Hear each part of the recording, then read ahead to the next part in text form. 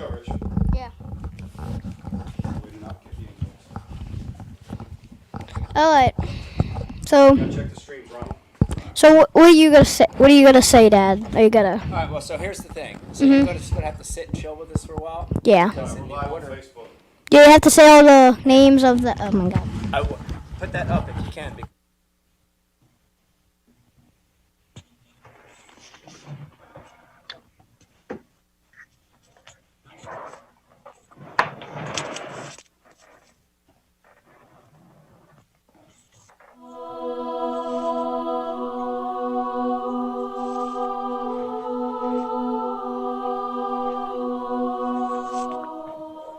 What is this foolishness? How many dreams can you shape in a minute, an hour? The kind of clean you like best. Lost 3 of my teeth, too. All right, so you lost. Next time you win. Steamy, hot, hearty, delicious, invigorating.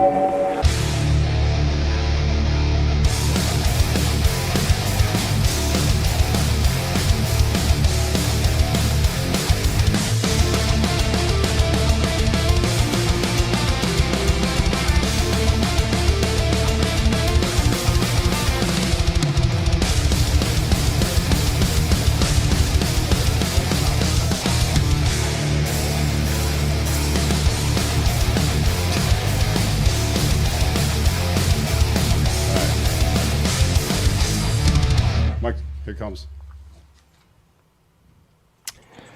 Folks at home, how you doing tonight? I hope you're having a wonderful Sunday. I know we are. Want to welcome you to a brand new Ike Live show. We've got a really, really, really good one for you tonight. We've got a special in-studio guest sitting right next to me right now, looking you dead in the eye, giving you the evil stare. Look at him. The one and only Vegas the Hammer joins us tonight in studio. Vegas. Yes, man. I'm excited. Thank you for coming in with us and talking to us a little bit. We're going to be talking about the big win that you had yesterday Yep. up at Merrill Creek on youth division. So we want to hear all about it, and we're very proud of you. Great job. Thank you. And thanks for joining us here. Also, we're going to be catching up a little bit with my escapades from the last week or so, dealing with the Major League Fishing event up on Sturgeon Bay, and it was a great tournament. I want to give you some insight to that. And last but not least, we're going to do a little iCast catch-up. iCast was weird this year because there was no iCast. It was a virtual iCast. I don't know what that means, Vegas, but it was virtual, whatever that means. Yeah. But we've got a great guest coming on to talk about iCast and some new products. Andrew Wheeler from Abu Garcia is going to join us in our final segment. Let me introduce the rest of the room real quick, and then we're going to get to our sponsors who make this amazing show possible. Over on the buttons tonight, producing the show, Vegas, you know this guy. What's his name? Brian. Yeah. What? Yeah. Yeah, Brian. Yeah. You know you. Yeah. Brian the Carpenter. Yeah. Brian the Carpenter with us. Brian, how you doing tonight? I'm good, man. I'm very excited for this. I've been dying. I got no details on how his day went yesterday. You wanted it to all be fresh. Yep. Well, yeah. I can't wait to hear how. It's good. How he There's sets them some up. amazing stuff. Yeah. And then, of course, tonight, handling our instant messaging, our DMs, a lot of other stuff over there, of course. We've got the one and only Rich Rizzo over there. How you doing, Rich? Doing great, Mike. I see. What do you got on your head there? I noticed something interesting. I'm rocking a fresh hat here. It's the limited edition super premiere exclusive, only a limited amount made. Look at it. Vegas the Hammer There's hat. the close-up of it. Look at Vegas that. the Hammer hat. Wow. And I'm proud to announce I'm the first pro staff member of Vegas the Yes. Hammer team. There you We're going have to it. work out the contract details on Number Monday. two. We're looking forward to a great and fruitful Vegas the Hammer pro staff. Yes. Thank you. Thank you, Wiz. Yes. You got it, buddy. And of course, last but definitely not least, Vegas, and you are sort of sitting in his chair. This is a temporary thing because normally you'd be on the couch over there, and this guy would be here. But we've got, if you look up there on the screen, if you want to turn around behind you, we've got the one and only, our dean of the Bash University, Pete Lucek, the crust of the show. What's up, Pete? Pete. Hey guys, good to see you guys. Good to see you, Vegas. Congratulations. What a monster bag, a monster win. Congratulations, but I cannot wait to hear this story. Corn Pete. Warren, Pete. It's going to be a good show for you tonight. Of course, this show is brought to you by a lot of companies that are amazing that help support us. At the top of that list is Mystery Tackle Box. Man, it's such a cool product. A box full of amazing new lures comes to your doorstep once a month. Check them out, Mystery Tackle Box. TH Marine, Dr. Squatch, Liquid Mayhem, Flambeau. You're going to be hearing about some great Flambeau products tonight that are new this year. Vegas launched at Virtual iCast. Tackle Warehouse, of course, one of the best retailers out there. Oh, yeah. Hobie Kayaks is a supporter of the show, Young Vegas. Torpedo, you know a thing or two about Torpedo. We're going to be talking to you about that. Pretty instrumental in your win. We're going to let people know why, but Merrill Creek is not a little reservoir, and it's electric only. So having that Torpedo was pretty important. Pete, Bash University, big supporter of this show. And why have you here, Pete? What do we got going? I know there's people right now that are watching saying, God, I keep wanting to subscribe. What do you got going right now with BU? So much is going on with BU all the time. Constantly new stuff. Got great deals to subscribe. But the big news is the Bash University app is available for your Android device and your iPhone. Wherever you get your app, you can go and download the Bash University app for free. We haven't even put out the press release. We haven't released it yet, and we're going to be doing that this week. But here on the Ike Live show, we're giving everybody a sneak peek. I love it. A new app. If you don't have an app right these days, Vegas, you're just simply not cool. You know what I mean? So Bash University is pretty cool. Also brought to you by TH Marine, maker of great marine products from everything from little John boat like yours all the way up to a biggie small yacht. And TH Marine, by the way, has some great new products being released here at a Virtual iCast this year. And we're going to be talking about a couple a little bit later in the show. And last but not least, brought to you by Founders. Vegas, I know you're a little too young to drink beer, but this is really good beer. And when you get of age, you're going to love Founders. It's a great drinking beer. We're going to be drinking some all-day IPA tonight. It's one of the best, in my opinion, just easy drinking IPA. It's great for any situation. And Riz, we want to remind everybody, if you're watching right now, I know we've had a ton of questions, people saying, Founders, where can I get it? I see you guys drinking it. I hear so many good things about it, but they don't know where to get it.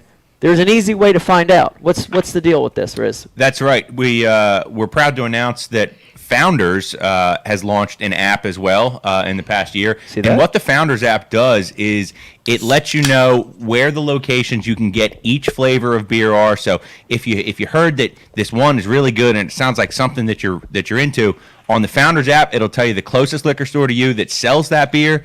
It has full descriptions on all the kinds of beers, the flavors, the hops.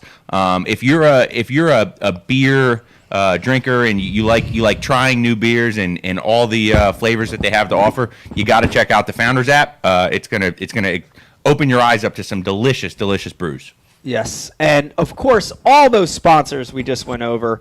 Go to IkeLive.com page. We've got a promo code for every one of them, and I think it's Ike Live is the promo code for all of them. So get great discounts, get great opportunities. Let me remind you, Vegas, we've got some people watching over on Facebook right now, Facebook Live, and we have a great promotion that we do. It's just a like and share promotion where if you're watching on Facebook right now, please take a second, like and share the feed. If you do that, they're entered into a contest to win this, Vegas. And this is heavy. Feel that. What's that weigh? We gauge it at 20 pounds. What would you say? Wow. Feels like about 20, right? Yeah, Give or take, yeah. maybe a little less? Yeah. Yeah, a little What less. was heavier, your bag of bass or that bag? Your your bag of bass, I think, was heavier. Okay, so it's not it was a 20, big it's not giant bag of 20 bass. pounds, but it's this bag's loaded with Ike Live products. Like and share it on Facebook. You'll be entered in a contest to win. Riz is going to pick one at random at the end of the show, correct, Riz? Yes, that is correct. And speaking of Facebook like and share, guys, if you're a fan of the show and you enjoy what we do and you like seeing our content, make sure you have your notifications on your social media feeds turned on. And that way you can stay up to date with everything that we have going on, new stuff, new contests, just general goofiness that we have going on. You can turn the notifications on Facebook and YouTube and really keep up to date with what we're doing. Yes. General goofiness. Yes, general goofiness. That's going to be a new General YouTube goofiness. playlist. General goofiness. Also, Brian the Carpenter. Yes. Are we going to announce the Ike Live contest winner We are. tonight? We are. Wow. Wow. And I know. I know. I can tell you, Vegas. I've seen it in the social feeds. This Ike exclusive. These are one of a kind Yes. Ike Live reels Yes. that we're giving away. These things Oh. these things are hot. They're like literally on fire. I see smoke coming from them. They're so hot. Smoke. We're going to be announcing the winner tonight of that Okay. contest. So that's pretty Wow. exciting. Can't wait to find out who won that. Before we start the show, Vegas, we always want to thank our military, the men and women in the military, for what they do to protect our freedom. So thank you guys for what you do, active you. and veterans. Thank you very much. Want to also thank our policemen, our firemen, our EMT, Yeah. our first responders, our Yeah. doctors, right now with everything going on. Want to thank those guys for what they do. It's Yep. pretty amazing. This is going to be a great show. Do you want to? I think I was thinking on the order of how we would do it tonight, but I think I want to start with you. I think we're going to go out of order because MLF Yeah. tournament was first, but I think I'd like to talk to you first. Is that okay if we Yep. start with you? That's what I want. Yeah, and let me remind everybody before we get into this, we want to hear from you. Your feedback's so important to the Ike Live show. Please hit us up on the IMs. Rich is going to be putting all these questions through in comments. And also, if you're following on the social media feeds, we're going to be monitoring them a little bit too. And that's at Ike Live Show, Facebook, Instagram, and Twitter. But let's get to it, Vegas. So this was your first big tournament of the year, okay? So let me preface everybody. People are watching right now and they're saying, first thing they're probably saying is, oh my gosh, how old is Vegas? Is he already fishing tournaments? So how old are you? Tell everybody how old you are. I'm 9. You're 9 years old. 9. Okay, and this is actually your second year fishing youth events. Yep. Right, okay, so in New Jersey, this is through BASS, which is Bass Angler Sportsman Society. They have a youth league here in New Jersey, and it consists of 3 tournaments a year with a championship. So the 2 age divisions are 8 to 14, Yep. and then 15 to graduating high school seniors, right? So 15, 16, 17, 18 years old, okay? So 2 youth ages in these events, and it's pretty cool. And there's 3 a year, and you had a good year last year. You had a decent year last year. Yep, it was pretty good. It was good for your first year, but this was your first event of the year. And they made an announcement when they first announced this tournament, and they said the first event of the year is going to be on Merrill Creek. I was so disappointed because I'm like, I'm not gonna win this because last time I didn't catch nothing. You zeroed. Yeah, I you zeroed. zeroed. So this is great part of the story. So your last time on Merrill Creek, which was last fall, they actually ended up having their championship event there. You fished for 8 solid hours. And how many keepers did you catch? He caught 5. No, last year. 0. Zero. So that's what I think. I want to mention that because for me, even, and I want to throw Pete into this too. For Pete, for guys that have been doing this for a living for 20 years, like Pete and I, go into a place that you've zeroed, go into a place that you had a tough event. It's sometimes it messes with you because you're like, gosh, I'm not very good here.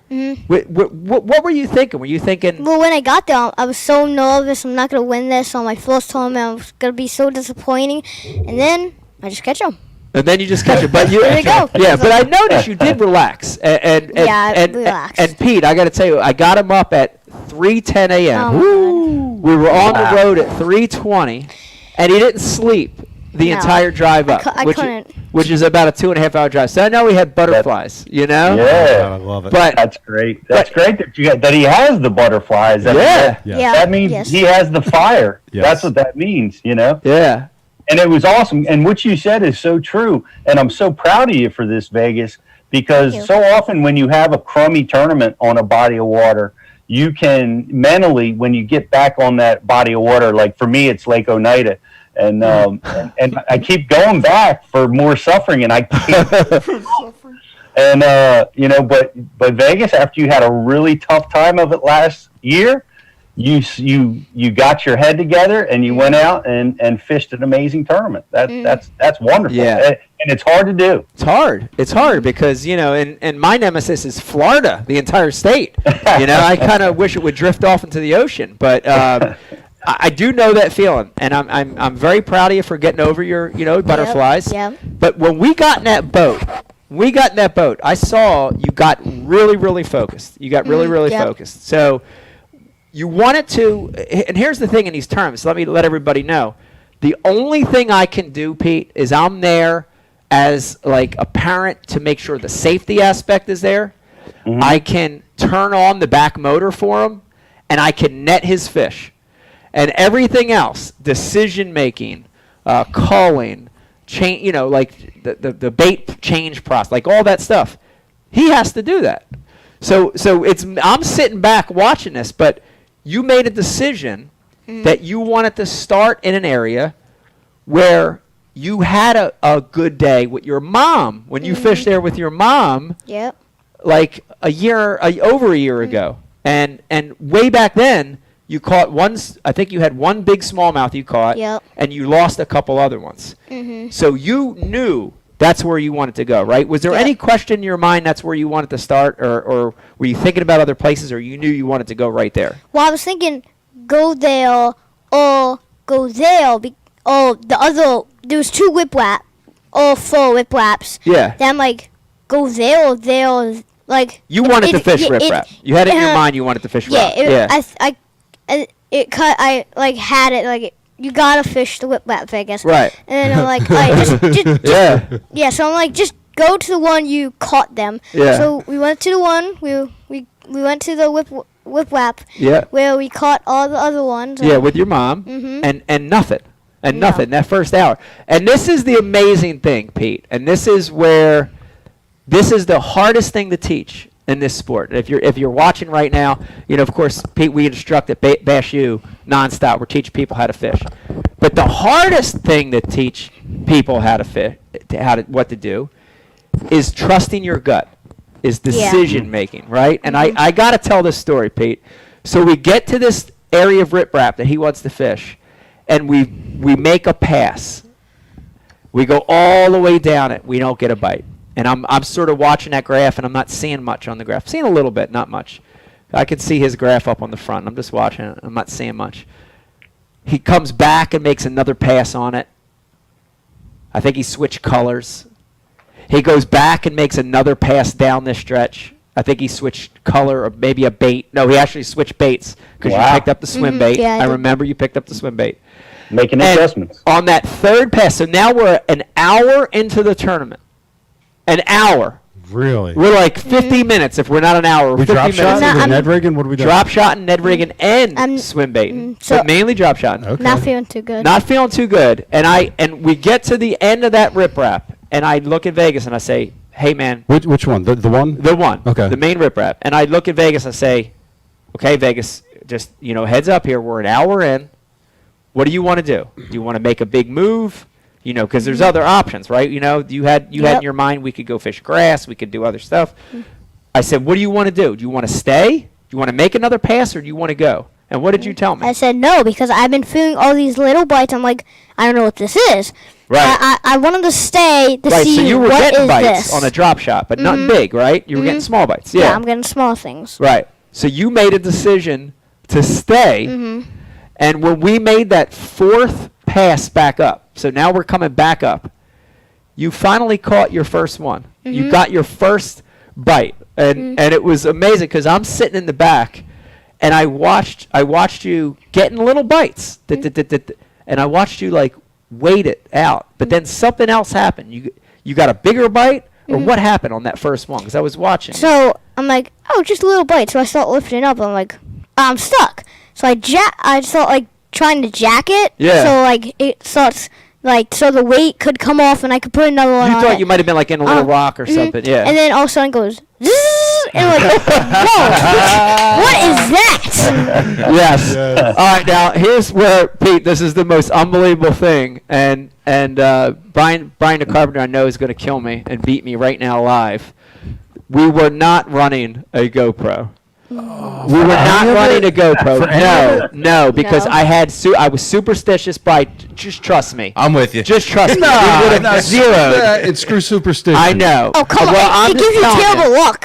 See, even a 9-year-old. It's a- wait. Really? We Hold were- on, but when you win, you were meant to win, and when you win, you made it happen. Okay. But when it's bad, it's All right, luck, all right, and so- you wore the wrong all right, underwear. all right. It has eyes. It watches you and gives you watches bad you. luck. It, like, It's it goes juju. in your brain. It goes in your brain like Really a banana. bad. It's super bad. All right. If it wasn't That's recorded, funny. it didn't happen. Okay. All right. So Tournament mode. I'm gonna give it to you right now. So there was no camera on. So Pete, I see him set the hook on this fish, and Vegas brought the prop with us right here, so we have it. And I see him set the hook on the fish, and he's he's like, oh, I got one, and you could tell, it was this big fish. And as he set, I watched the rod go and snap. Oh my But the gosh. funny thing is, when the rod broke, it didn't break clean. Right. It broke but stayed there. He's so focused on what he's doing, he never knew the rod is broken. Yeah. No. So No, he's I didn't break. he's fighting it, Sit down. and the rod's broke, and I'm looking at it, and I'm like, God, please, if it hits that graphite, I know what happened. 6-pound fluorocarbon Yeah. on splintered graphite is not a good combination. It's not a good combination. But it stayed hinged. So it stayed in the guides, and he was able to fight this thing. It's zzz, it's peel and drag, it's trying to jump. And when I netted that first fish, and by the way, Vegas, we're saving this rod, right? Yeah, it's got. We, it's we, got what did everything you on it. write on here? We wrote Merrill Creek, 7/18/20, 18.39 first place. So you're going to keep that as a souvenir, which is That's awesome. Mm-hmm. But when that fish, Bri, I know you know it. Riz knows this feeling. Pete, you know it. Everybody watching, if you tournament fish, you know this feeling. Dude, when I saw that first fish, which was a 3+ pound smallmouth, come in the net. Oh my And God. you know that feeling of when he's in Oh, yeah. and the net is in the boat? Oh, yeah. Dude, we both yelled. It was like finally. I grabbed him. I squeezed him. I think he farted when I squeezed him. I squeezed him so hard. Wow. It wasn't a fart. It was something I felt. Okay. Dude, where are those shoes that have like that? Oh, it was like your the- shoes. No, it was your shoes. Oh, it was my shoes. It was my shoes that made the fart You noise. went. That's right. You're right. It was my Waddle shoes. You're goes in right. the boat. But because, dude, I remember what we talked about. Pete, I felt like we won because the whole ride up to calm his nerves, I'm saying, let's catch one. Yeah. If we catch one, we get points. Yeah. You beat the goose egg from last year. Yeah. You're a winner with one fish. Yeah. Yeah. If you don't catch one fish, you're not. You don't make it to You the need next week. Right. Well, you need points, right? You got to qualify, you need- right? You got to yeah, you qualify need for points. championship. So, dude, we felt like we won. I mean, we were yeah. high-fiving.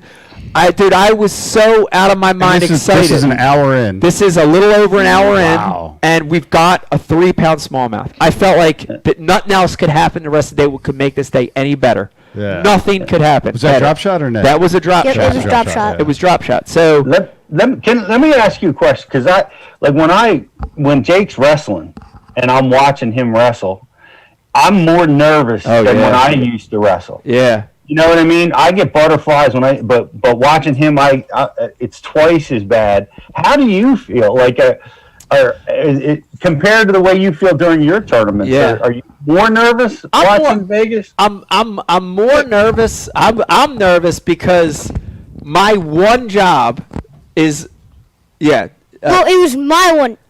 my one job is to net the fish. Yeah, and So then that it was my one job to catch the fish. Right.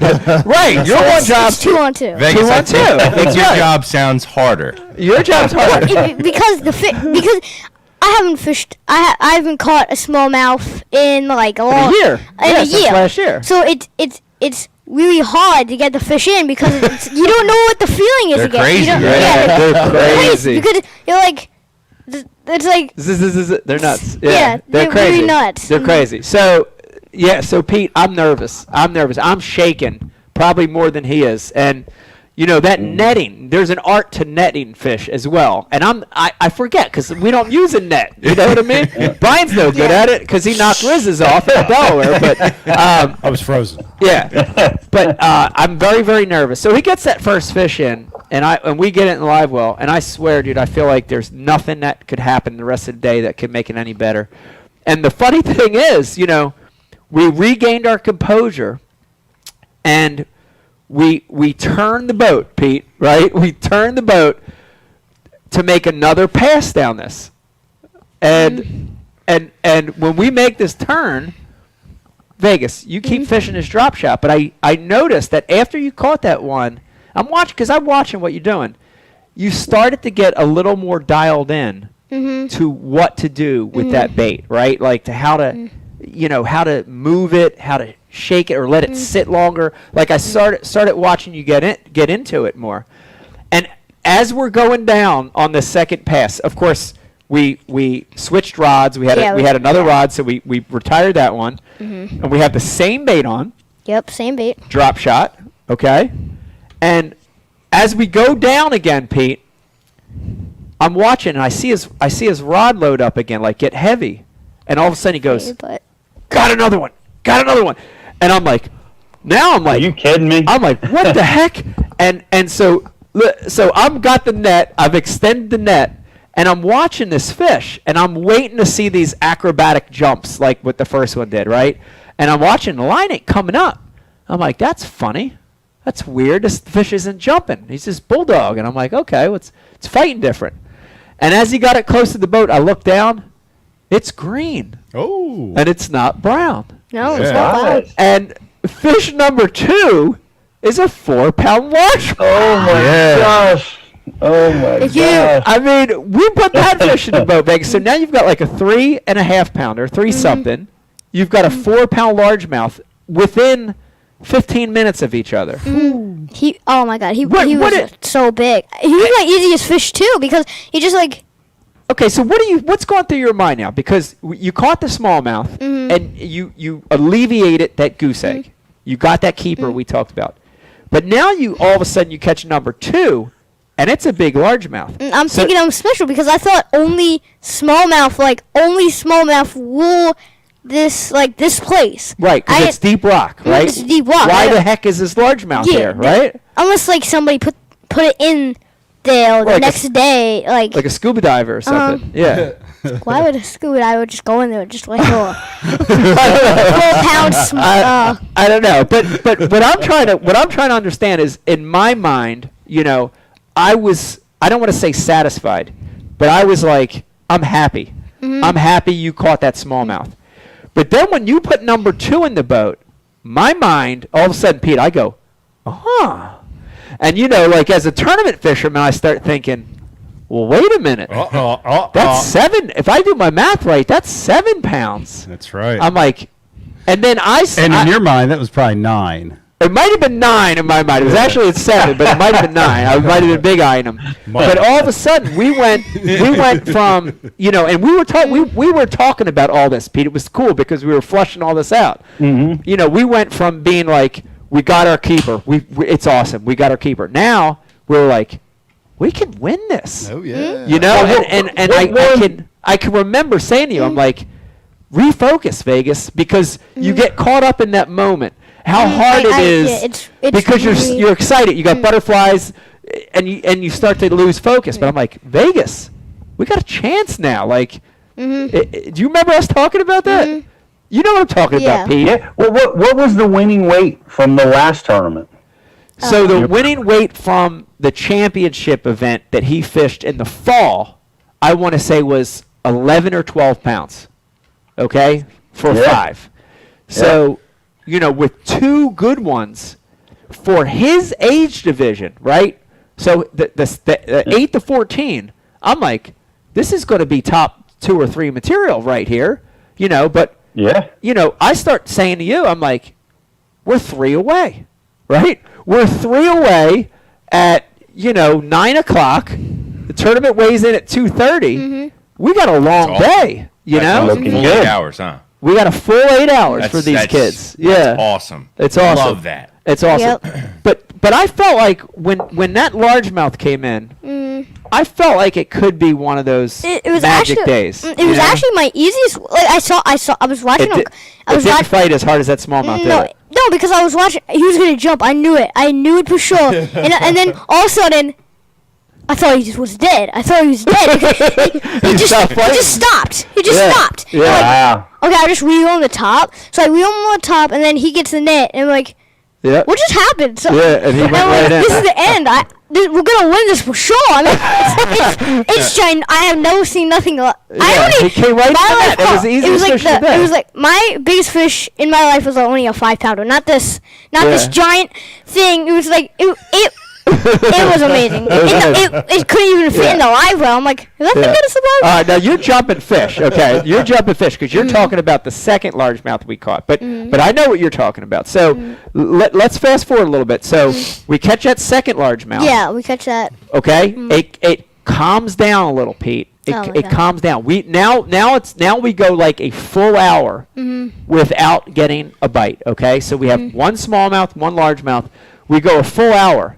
And we don't get a bite. Nope. And I say to you again, I said, okay, remember, it's all your decision. I can't weigh in on this. I say, Vegas, we went up and down it 2 or 3 more times. We hadn't had a bite. I said, what do you want to do? Do you want to make a move, or do you want to stay? What are you thinking? You make. I was thinking in my plane.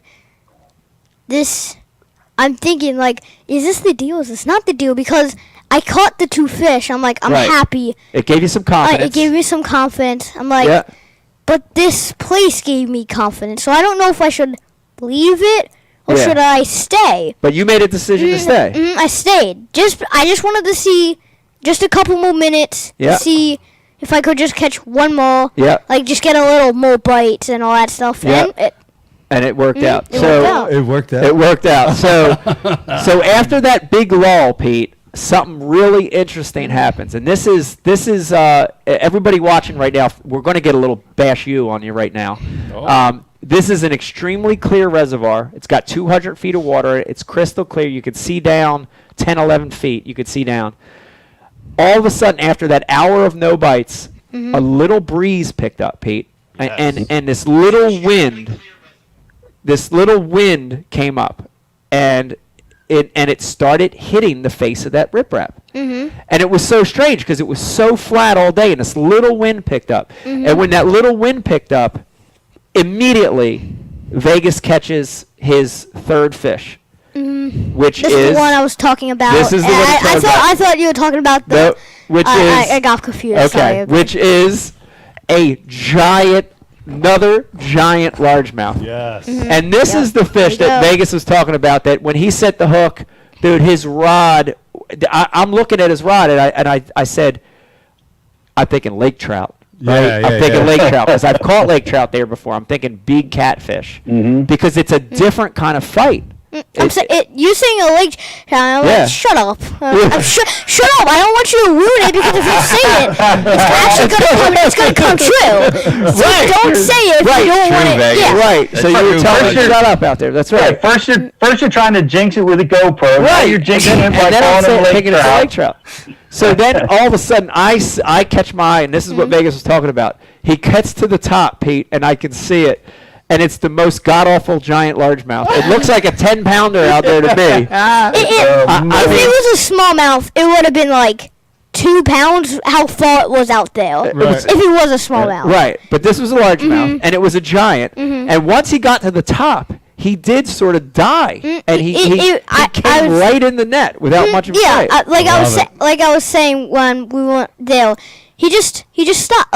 He just stopped.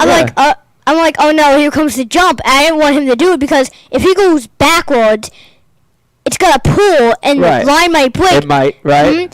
Or if he comes forwards to me, it's gonna be okay, and then I can do all my rest and stuff. He just stopped. I don't know what happened. And he came right in the net. And it was so weird. The thing I remember about net fish, Bri, is I was shocked. Like, almost like time stopped, when you look out there and see that head and that body. Yeah. But when he got in the net, it was the weirdest thing. Like, on that first smallmouth, we're yelling and we're screaming Dude, we're high. I squeezed him. He farted, all that stuff. I didn't fart. Oh, that was my Almost. shoe. That's right. But on this largemouth, dude, Riz, when I net this one and it got in the net and we put it in the boat, I laid it in the bottom of the boat and we were quiet. Yes. For like 10 seconds. Yes. I just looked at him and we looked at me and we didn't say, and there was a boat near us. Yeah. And we just looked at this fish and I couldn't say anything because I'm looking at him like, what the hell just happened? Yeah, what is going on right now? Yeah. Yeah. Now, I got to admit, I did big eye this one for sure. I thought it was a 6 or 7 pounder. That's what we said it was, right? It was. We were calling it 6 or 7 pounds, but it actually weighed 415. 598. Oh my 598. Are you Okay. kidding me? I Yes. didn't hear this part of the story. Yes, and here's his. He got big fish in the 598. Oh my God. Don't worry, it's just getting started. It's just getting started. Get him, Vegas. Save the yelling for last. It's not over. Shut. It's not over, Oprah. So, Love it. dude, a 598, which I thought was 6 7 pounder. I 598. It's almost 6 pounder. Yeah. We put it in the live well. It would not fit in the live well. God. No. It was bent in the live well. It will like. Oh my gosh. It's not gonna. It's not gonna. It's not gonna work. I mean, we Nothing. were, I had to like leave that one by himself because he was so big on that one side, and it was literally at that moment. Oh, you got the split live well. I had the split live well. Yep. So we gave that one. So were you were in the crawdad? in the Coleman Yeah, we're in crawdad, the And you did a crawdad. split live well in there? Yep, split live well on that one. Yep. It's pretty small. So when that one came in, honestly, I think we At the beginning of yeah, we said well, like, yep.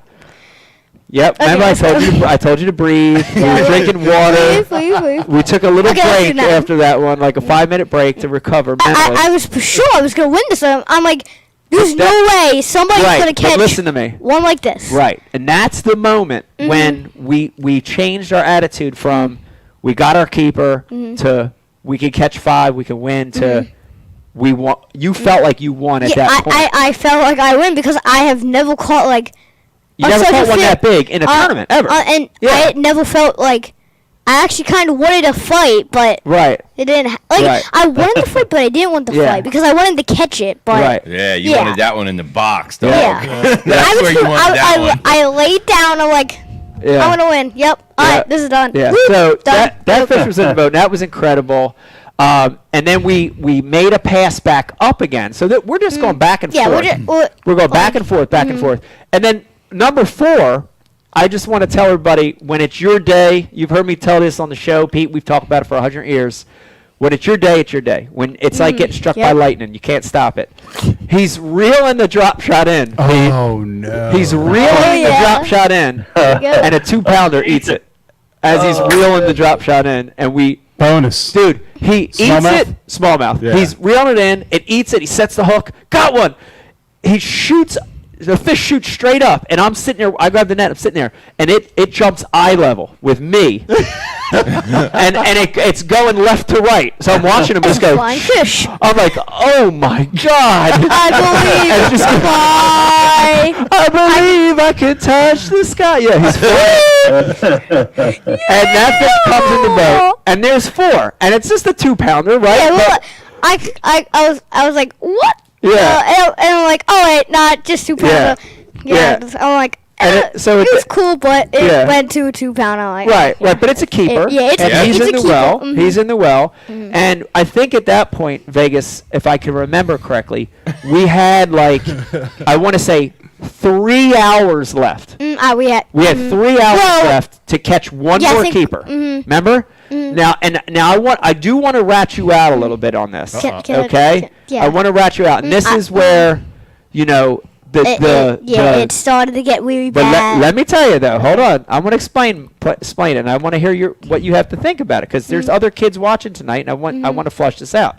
This is where the dad, the like angry soccer dad, or angry baseball coach dad, started coming out in me, Pete, because I saw it. Yeah. I'm sitting there watching, right? So I'm seeing every moment of this, and I can see after you caught number 4.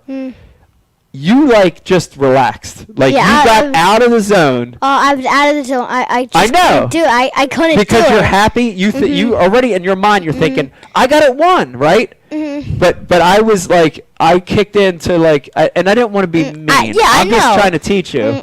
And I kicked in and I'm like, all right, Vegas. I said I understand what you're feeling because I feel it in tournaments all the time.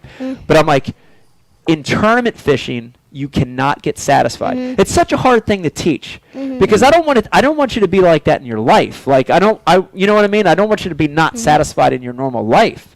But in competition, you can never feel satisfied, right? So you've got 4, but we're 1 away. We're 1 away. So I did let you take a snack break. Yeah. You remember that? Yeah. I did feed you. What did I feed you? I fed you something. Pressed ham. I fed him pressed ham, or it was a Rice Krispie treat, wasn't it? No, I think that was at the end when we were coming back. Oh, okay. Well, I did feed you something, and I let you get water and all that, and you took your jacket off and your pants, and you got more comfortable and relaxed. Well, my jacket pants, not like real pants. I wasn't. No. You weren't naked. It was your big pants. My Gotcha, Vega. Yeah. It was misty. But you remember that, right? So it was like you were happy and satisfied, and you were starting to like get too relaxed. And then I was like, I'm like. Yeah, so I was trying to coach you, but did you? What were you thinking? Was it hard to get back into the focus? Well, I thought with all these fish, with my biggest fish, did I scale all the fish? Because my biggest fish, he was really big. I don't know like if he made noise because he was pretty big. I had to put 2 hands on him just to hold him. Right, the big one. All right, so after that 4th one, you were getting a little more relaxed, and the fishing slowed down again, and you hit another slow period, right? I remember. So we had 4, right, and then you know how like when you're so close to your goal, and it just stopped again, Pete. It was flat, calm, nothing was happening, and the other thing that was funny is all of a sudden we had that spot to ourselves from 6 a.m. to like 10 or 11. Yeah, only one person came and caught one person like came.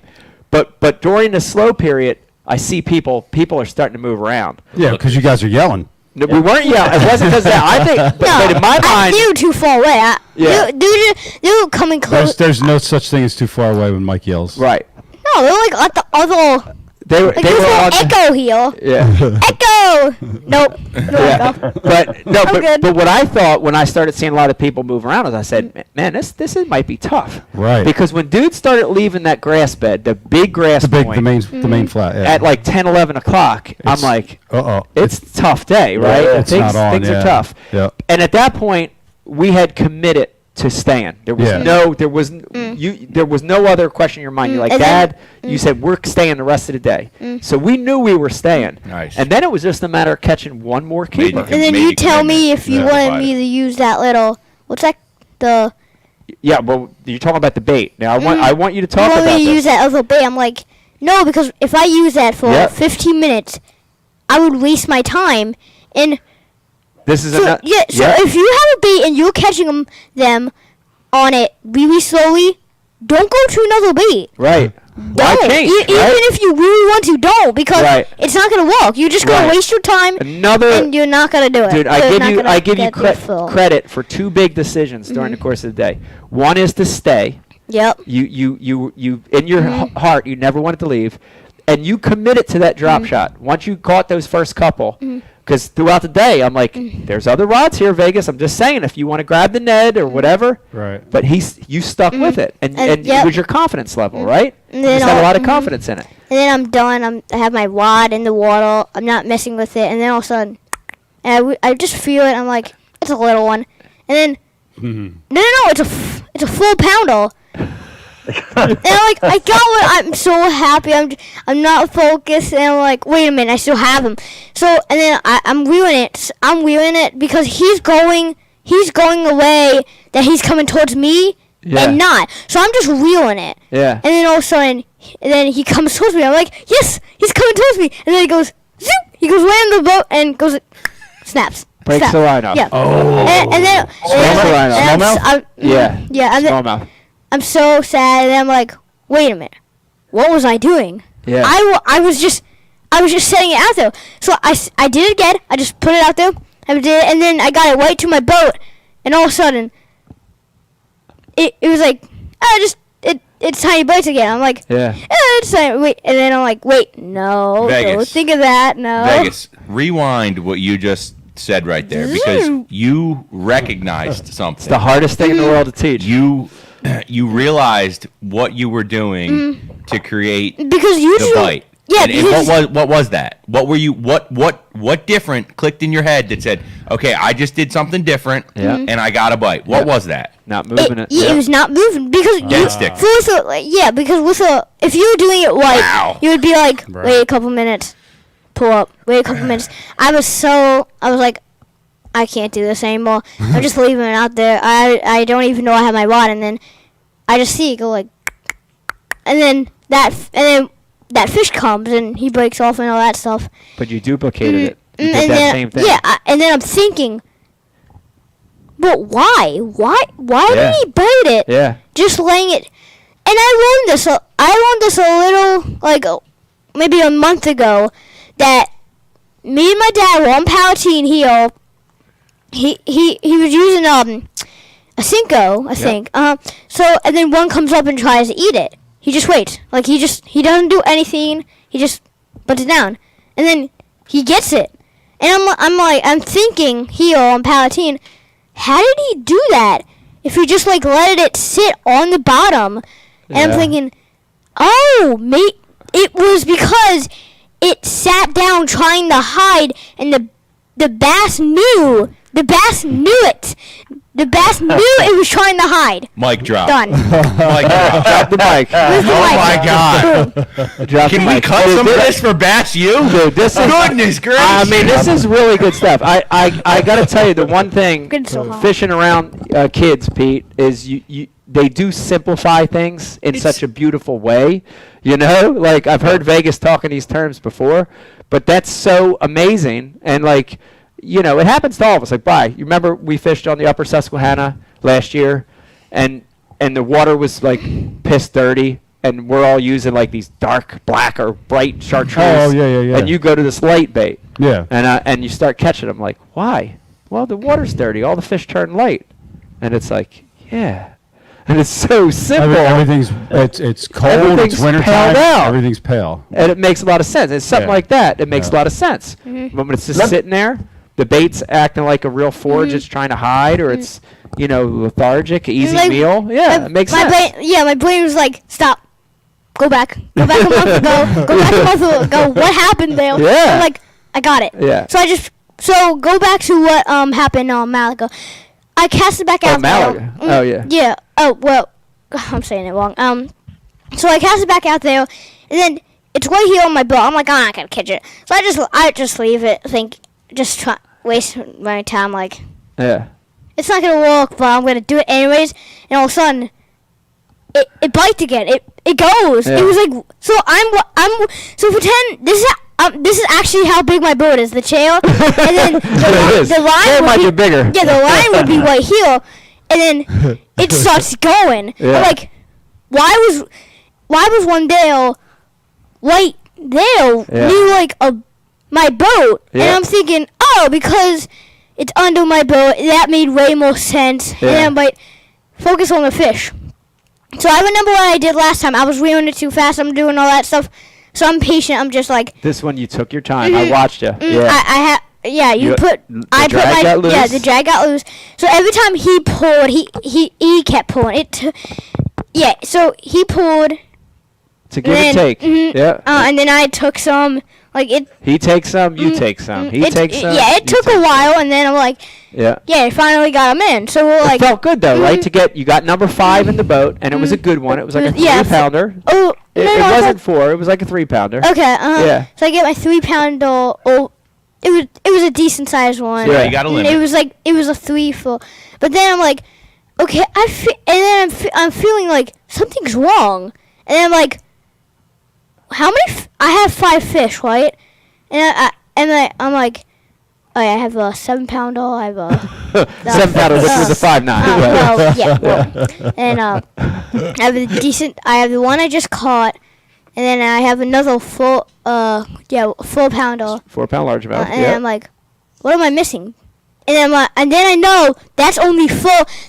I have a 2 in there. I'm like, I need to catch another. Right. I need to catch another one. Now he wants to get rid of the 2 pounder. Now he's getting greedy. I'm like, I don't have 20. He's getting greedy. I don't have 20 pounds. I have 18 or something.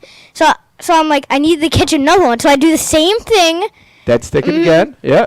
And it's so long, it's an hour.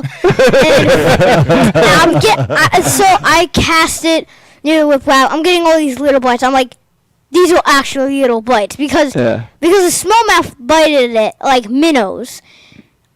The actual little ones bited Rock, even. you caught a couple rock bass and bluegill. So then I'm like, yeah. I got one, and I'm like, oh, it's a small bass. And then no, it's a rock bass. Smallmouth. It's another big smallmouth. Yeah. No, the rock. Oh, you did catch a rock bass, yeah. Yeah. I said that. I said that right. I'm like, it's a rock bass.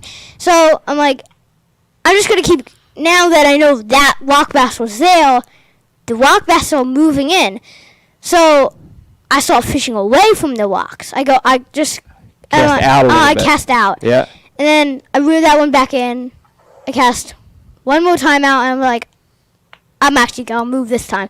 And then I catch one. I catch one. Then I'm like, okay, let's change the plans. We're gonna stay here for one more. I have 1 more hour. Yep. And then we have an hour left. And then I catch him. Was he the 3? Is he a 3 pounder or 4 pounder? Caught a really good one. He was long. He had a 4 pound body. He was really, really long. Okay. Yeah. So and then I'm like, yes, I did. So I take my next cast. And I catch another one. Catch another one. They caught back to back. And then so we called that 2 out. Oh my god! And then we do anything better. So I take my next cast. And then he takes his next cast, and then cast later he hooks up, and this one is spooling line to eternity. And I'm like, oh my god, this is the fish that could be a 20 pound bag. And the funniest thing is, we get it in, and it's a honest to goodness 3 pounder. Smallmouth again. Smallmouth again, and it's like 1:45. We have to leave at 2 because we're doing it 2:30. Yep. And I'm holding him up to the other ones, and he doesn't help.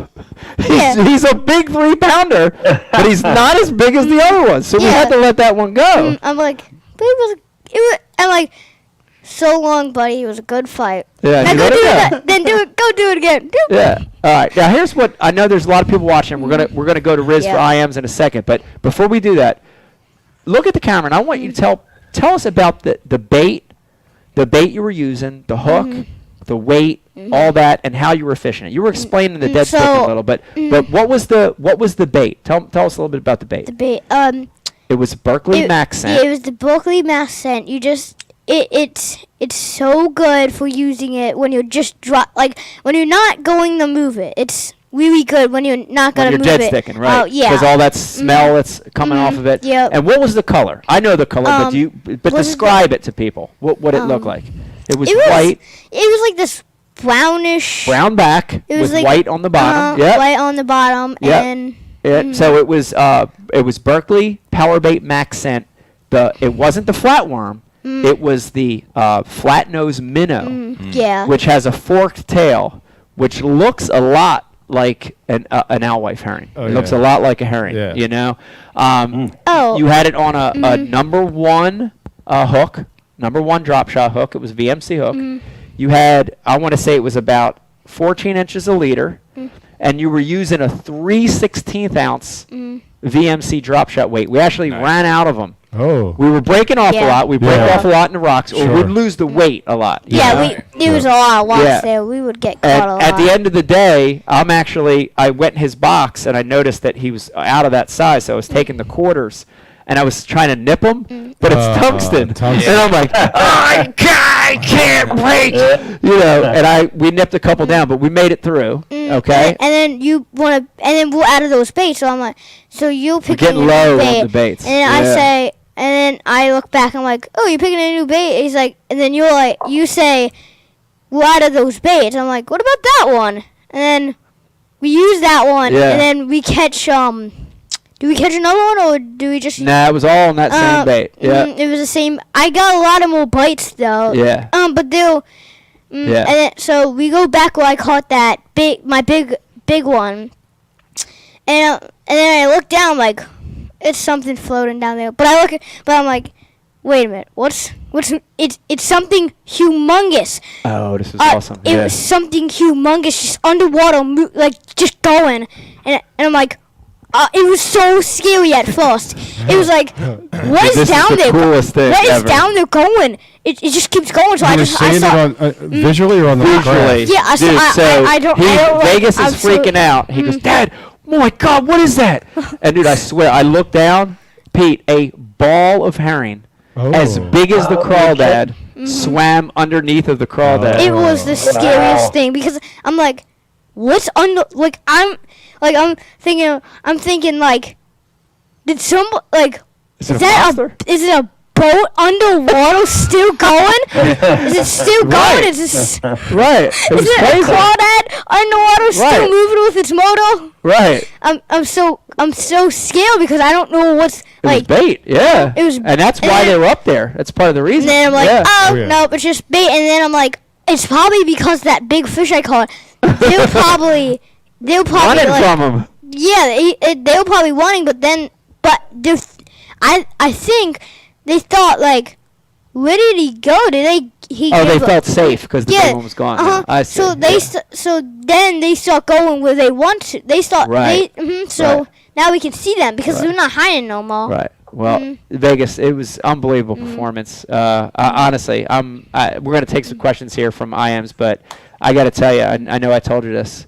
I've seen a lot of amazing things in my life, but I'm so glad I was there with you. I'm very, very proud of you. It was a great tournament, great performance. Yeah. We made that big run back, and the great thing about your boat is tell everybody about that Torpedo because that is a special motor. With that taquito, you could be the fastest person on your. If you have a lake, you would be the fastest person because everybody. If you on a lake that's just Trolling motor only, it's electric just only. Yep. electric, and you see everybody with the crawdad and just going really slowly. Get a taquito. You can beat everybody that has an electric motor Right. to the spot so you can catch them first because last time I was fishing Malaga, it was one of those bad days.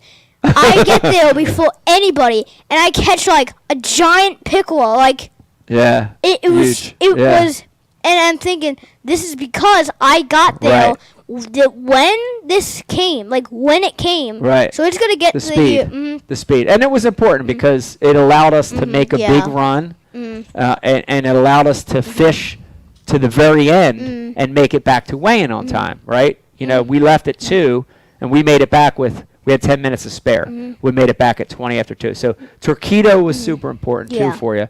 And then shout out to the Bass Nation for having a youth event. I know right now during COVID it's a little crazy, but we all had our buffs on. We were maintaining 6 feet social distancing. I mean, it's during really, weigh-in. Yeah. It's really fun because you're going to be on the water the whole day. You're not going to be near people, so you don't have to stress. Right. You don't have to be Right. It's like, not like being at a mall or something, right? You're outside. Yeah, the mall's even worse. Right. The Right. mall. So Don't go to mall. Right. Don't go to the mall. So if fishing. Listen to Vegas. if there's kids watching right now, Vegas, that aren't fishing youth events in the state they live in, do you tell them to? What do you want to say? Do you want to tell them to go fish them? You want to tell them to try them? Just whatever you do, like whatever sport you do, and you just feel like you just can't do it. Don't give up. Just keep doing it because you might have advice. Because you might give up, but in the future you actually do it. Like you actually do it. Yeah. But if you don't, then you don't know if you did. You don't do it. Right. But if you keep doing it, you're gonna. It working might. at it. It might happen. It might happen. Right. Right. Well, I like it. Like I said, Vegas. Again, I'm proud. Watching you weigh in was funny. I made him carry his own bag, which was Oh my God. which was unbelievable. It was dragging across the asphalt. I Pete. would And imagine I'm like, Yeah. wait, I can't do this. It's gonna pop. You're gonna pop. Like, you're gonna see fish like all over the floor. Yeah. It was awesome, and it was great seeing you. Bring them up, pick your lunker. Got to weigh that fish individually, and then you load it your bag up. And when they put it on the scales, and it said 1839. What were you feeling when you heard that weight called? I'm like, what just happened? I'm like, is it just because of the big fish I caught? Is it just because They were of all the big solid. fish, or is it because they were all solid? It was because they were all solid. They were all solid. Yeah, and I do want to talk just a little smack on you. Oh my God. Which is there were a lot of competitors. You won your division, of course, but the heaviest bag in the entire event was like 10-8 something. So I was going to ask, what was second? Yeah. So second in his division was 4-1.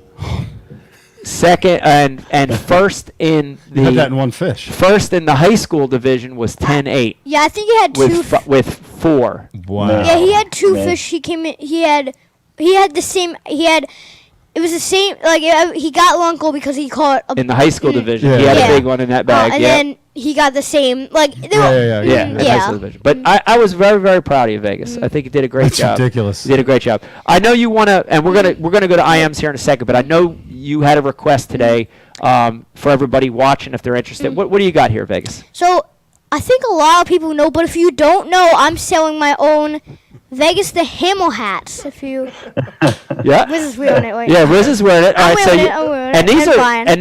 this is a great looking hat. Shout out to James Riley who designed your logo for you. Thank you. Yeah, and these, correct me if I'm wrong, click.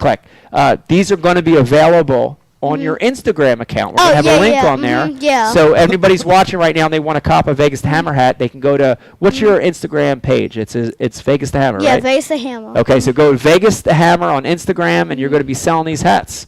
And you'll have them up for sale here. I think this week they're going to go up. So that's awesome. And a lot of luck. Riz, what do we got coming through the IMs? This was great shit. I can talk to Vegas all day. Oh, yeah. let's listen I to can some listen more all crap. day. This is some more crap. It was an outstanding interview. The message board is overwhelmingly congratulatory to you, Vegas. That's awesome. They love hearing what you have to say. Everybody's proud of you, bud, including Thank you. myself and Brian. I know that for sure. Well, thank you for being my Pro staff. pro staff. Hey, Vegas. Thank you. Vegas, if this hat can put me on an 18-pound bag, I'll wear it every single Do whatever you have to say, okay? You're my you're the person, okay? You're the man. Woo! That's right. That's right. Riz the man. Got the beat. But on the message board, one of the first things that came through was King Daddy said that Tackle Warehouse needs to just go ahead and put the Ike Shark hats in the clearance bin, put Vegas the Hammer hats on full MSRP. That'd be okay for me. Also on the message board, Chris Loftus came through on Facebook and said that. Shout out to Chris. Said that his daughter Reagan says, "Congratulations, Vegas! Oh, that's nice. Thank You you. did very well, and you're very brave to be on the podcast tonight." So that's awesome. True. That's I just Um, want yeah. Ike's Brown Salami. Ike's Brown Here we Salami wants to know if you were breakdancing on the back of the boat when you caught the 6 I pound. would have. I would have, but I haven't thought of it. I didn't think of it. And if I did, I would fall off. I knew I would fall off. It's a really small deck. It's a small deck. Yes. So that's pretty small. And if I didn't want to do it because I woke up today and like, what's up with this one arm? It's not like I'm looking at it. The arm hurt? Yeah, For catching so many fish. It still hurts. Wow. And I could crack my fingers for days. Pete, how about that? You ever heard a bass arm before? I never heard it. I heard a bass thumb. I never heard a Well, bass yeah. arm. That's great. I mean- That's an 18-pound bag. That's unbelievable. I Yeah, couldn't. it is. I mean, they couldn't hold it. It was Right. like, So your arms I'm and like, muscles are on that one yeah. side. That's Yeah. good. Good for But the you. smallmouth don't quit. The smallmouth just keep pulling and pulling. It's unbelievable, Yeah. isn't it? That rips that arm up. It's unbelievable. It's unbelievable. The bags that if I was SpongeBob, my arms would have came right off. Yeah. SpongeBob arms would pop right out of there. I was talking to the carpenter today, and I was telling him, I said, I caught my first 18-pound bag when I was 30 years old. I know. Wow. You know what's funny? Me and Uncle Don talked about this today. Same thing, Pete. Yeah. And I'm trying to think, and I I'm was like, 28. I cannot remember. Like, honestly, my first big bag, Pete, was when I fished a Federation. I caught a 19-pound bag at Hapakong. And I felt like I was the king of the world. You know what I mean? It was Yeah, my that's- biggest bag ever. But I was 23, 24. That's what I felt. You know? That's what I felt when I came in full. I'm like. You felt like you were king of the world. But there was these other kids that I'm like, I actually think that they were gonna win because they went to the grass. I'm like, these kids. Right, you never know. The high school kids. I kind of thought they were gonna win. Right. At the float. And they fish at Lake a lot. That's their home lake. Yeah. And I'm like, and then I come in first place. I'm so happy. But those kids, if the kids are I don't know their names, but if the kids are watching the kids that fished my tournament, if they're watching this right now, great job because good job to you guys. Yes. Shout out to everybody to fish the youth tournament on Merrill. Congratulations to all the kids. Getting out there is just part of it, right? Yeah. And that's the main goal. We always talked about that is have fun, right? Competition can be tense, and there's ups and downs, there's highs, lows. But the main thing is have fun, right? You had a good time. You had a lot of fun. And I did, too. I had fun going with you. I'll be your net man any day, Vegas. You know what I mean? I'll be your net man any day. So Frankie on the message board wants to know, Vegas, do you want to be a professional fisherman when you grow up? Yes, but if it's on MLF, no. Yes! No, it's got to be bass. I'm watching him on MLF. I'm like, that's not right. That's not right. Drop it. Oh my gosh, mic drop. And also, segue to that same question. Frankie wants to know, Mike, have you planned on commercial break? Look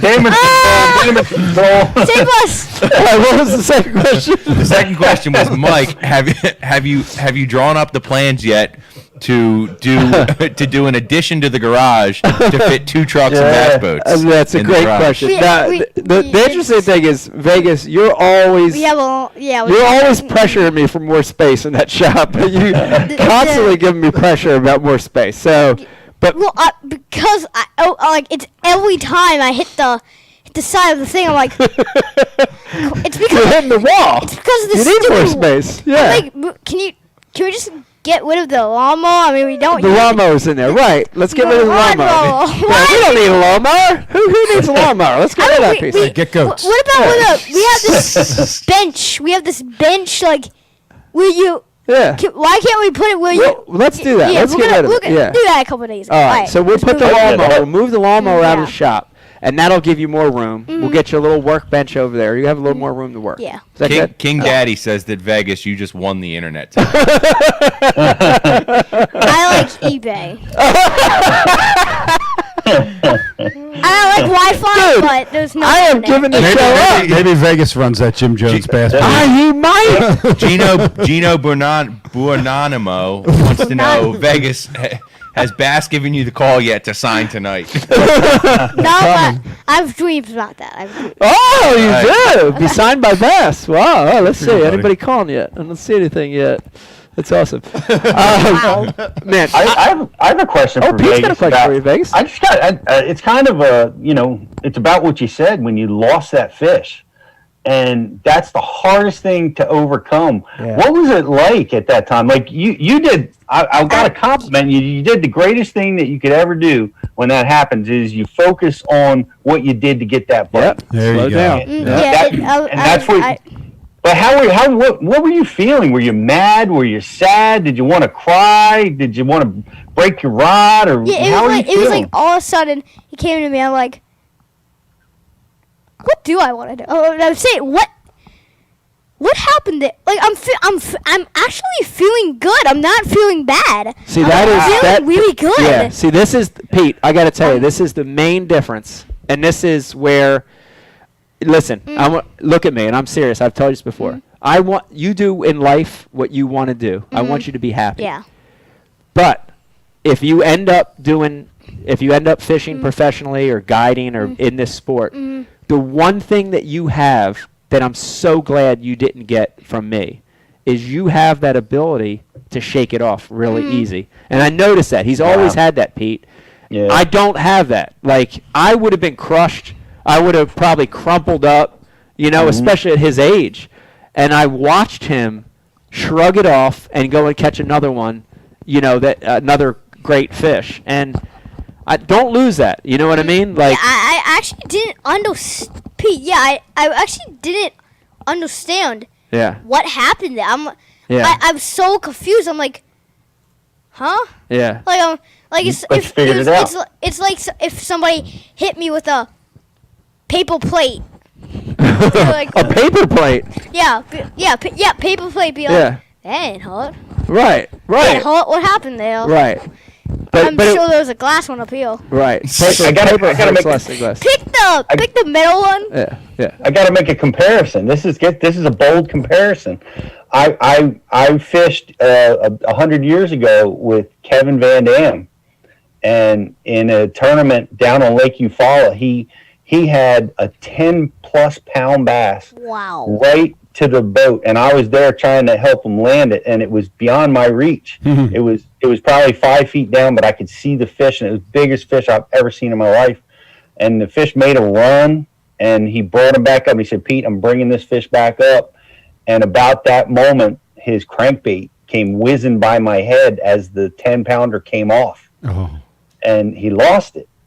And I didn't know what I was going to see, but I saw Kevin do what you did. Yeah. He shook it off. He recognized that he was able to trigger the strike from a big fish. He knew how to do it now. Yeah. And you figured out dead sticking was the key. And that's what you fished out the rest of the day and did all that culling. Yeah. That's what he did. And he wound up, having a wonderful day in spite of losing the 10-pounder. Yeah. It's a great thing, Pete. And like I said, I'm glad Vegas didn't get. I'm glad he got some things from me, but I think he got that from his mom. Thank God. Yeah. Thank God. She's pretty good at letting stuff roll off. Were you in a tournament or something? Yeah, it was a tournament. Kevin were in a tournament. Okay. Hey, Rich, any questions from Pete's alligator arms on the message board? Alligator. Oh, we got alligators on? Not yet, but I'm sure they're coming. And Wayne Jr. Designs wants to know, Pete, did you say 100 years ago that tournament was? Give or take. Yeah, that's right. Give or take. Me and Kevin are up there in age. But what else I want to say, and this is pretty awesome because I fish with like a lot of father and sons. I do guide trips and training trips with them. And only once have I had a 9-year-old in the boat that could fish all day, that was totally intense and into it like you are, Vegas. So that's you're ahead of your age for sure. It seems like that 13-year-old age is when the kids really make that turn, and when they get bit by the bug, then they're all in. And 12, 13, that seems to be the age. So you're way ahead of the curve, buddy. True. Good for you. Yep. You're doing good. True. Ike's freaky side says that if I lost a 10-pounder, I would have broke every rod in the county. That's pretty much correct. So Vegas, does Dad give you your own rods, or do you get his used ones, and that's why it broke? This actually was one of my used ones. That's what I'm saying. But, I don't even remember when this. I was fishing. I kind of thought like it broke when you land, like when it actually went in the net. When the fish did that little right. And no, it broke on the hook set. I didn't say anything, but it broke on the hook set, and you were so focused you were reeling it in the whole time. Is it because is it what is it? Beat you with your own rod. There was this yesterday I think. It was one of those big ones. I have my rod tip up. I can't see nothing. I'm just like doing this because I don't want to wheel anymore. I'm like trying to like it's like it's right here.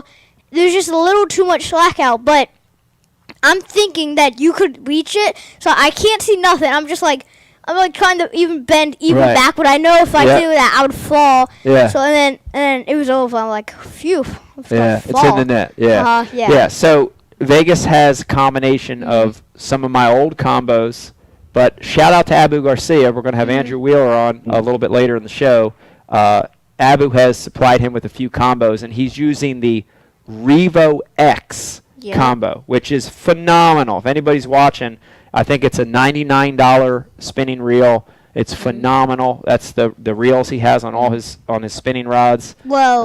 And you have two Well, Revo yeah, X rods as well, and they're phenomenal. So you have a combination. Yeah, they're hard to get. I was on the Abu website over the weekend. They're Really great reel for the money. Yeah. They have a casting reel too in that same line. Yes, Yep. and they're hard to get because Yep. they're so in demand. Yeah. a lot of them are sold out right Yeah, now. that's Yeah. crazy. Okay. That's crazy. Well, Vegas, anybody else you want to thank or shout out? Any other sponsors? You want to give Mom a shout out real quick?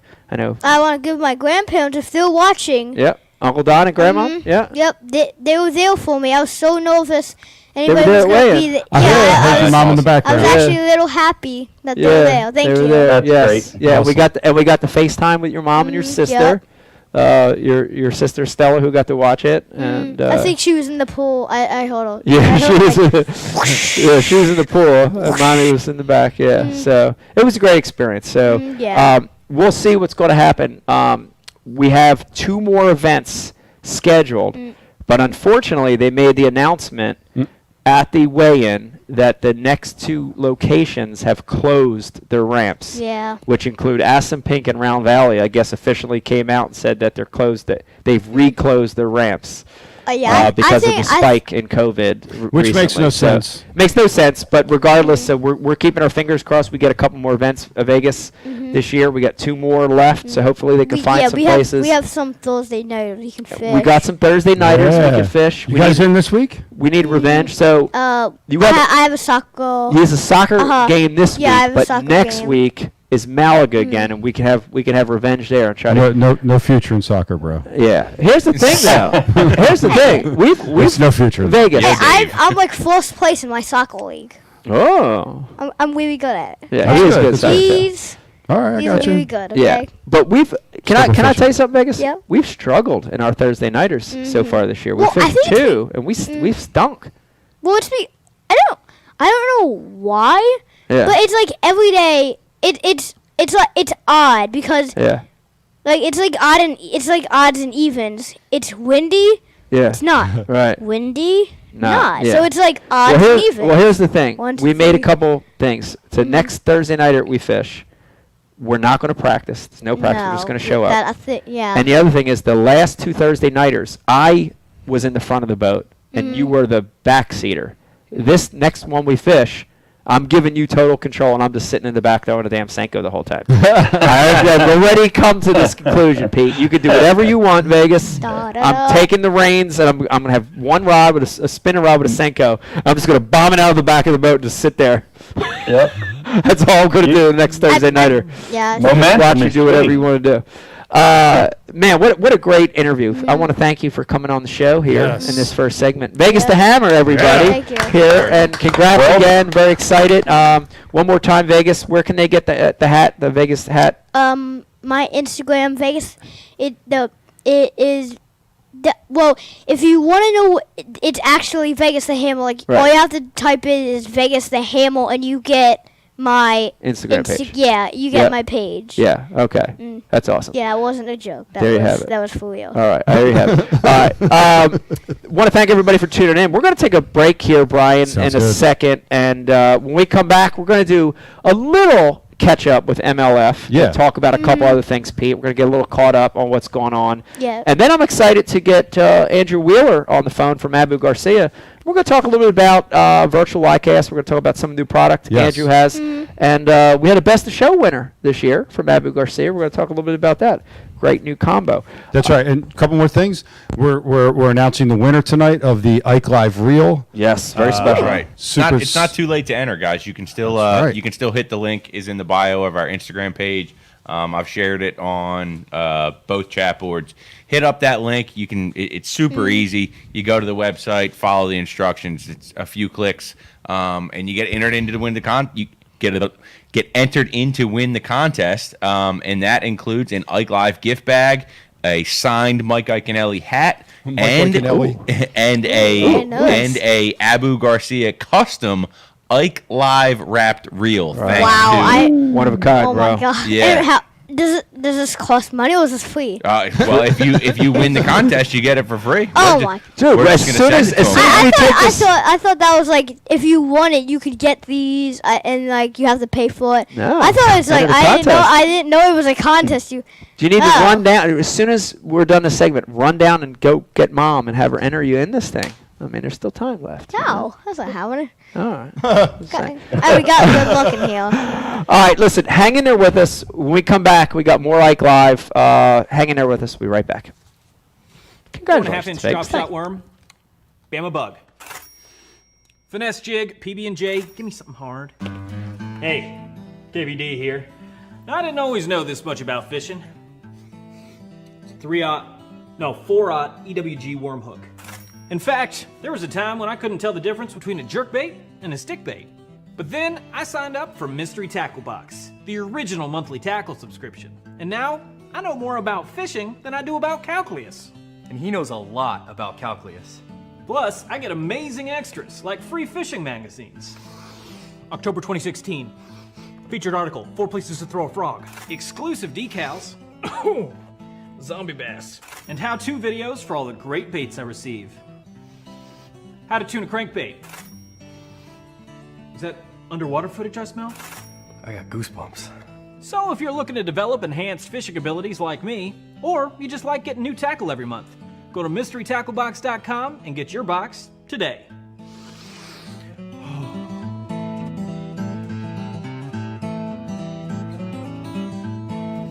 Ooh, live minnows. Is it lunchtime already? Nature's candy. Oh. Is he in my pocket? There's a special place in our hearts for the tools of the trade. They're what we prep for a good day on the water. They're what we clean after a good day in the field. Flambeau's patented Z-Rust technology protects the gear of today from rust and corrosion. Z-Rust for the performance of tomorrow. Preserve, perform, repeat.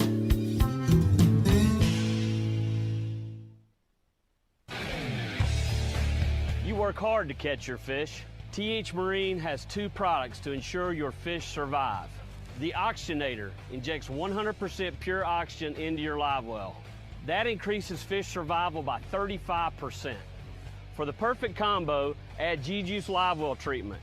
It calms fish, stops bleeding, removes ammonia, and replaces slime coat. Get an Oxygenator and G-Juice and keep your fish alive.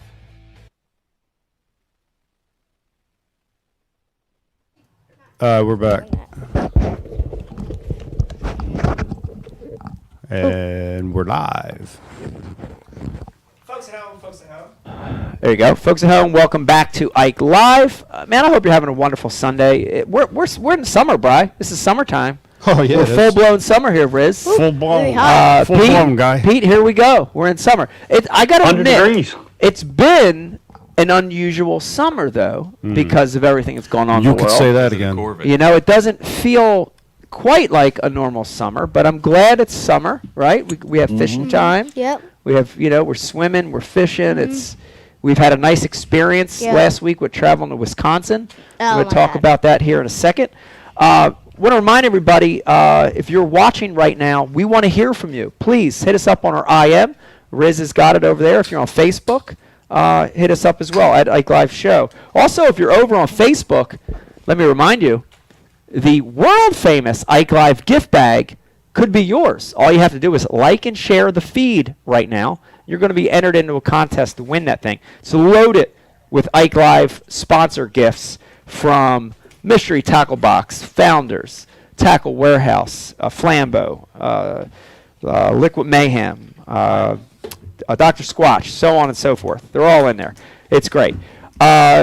Also, want to remind everybody, we've got Andrew Wheeler coming on here in just a little bit from Abu Garcia, of course, and we're going to be catching up on what's new in the world of fishing. We've had virtual iCast this year, and of course, what's new with Abu Garcia launching some great new products, including winning a Best of Show this year.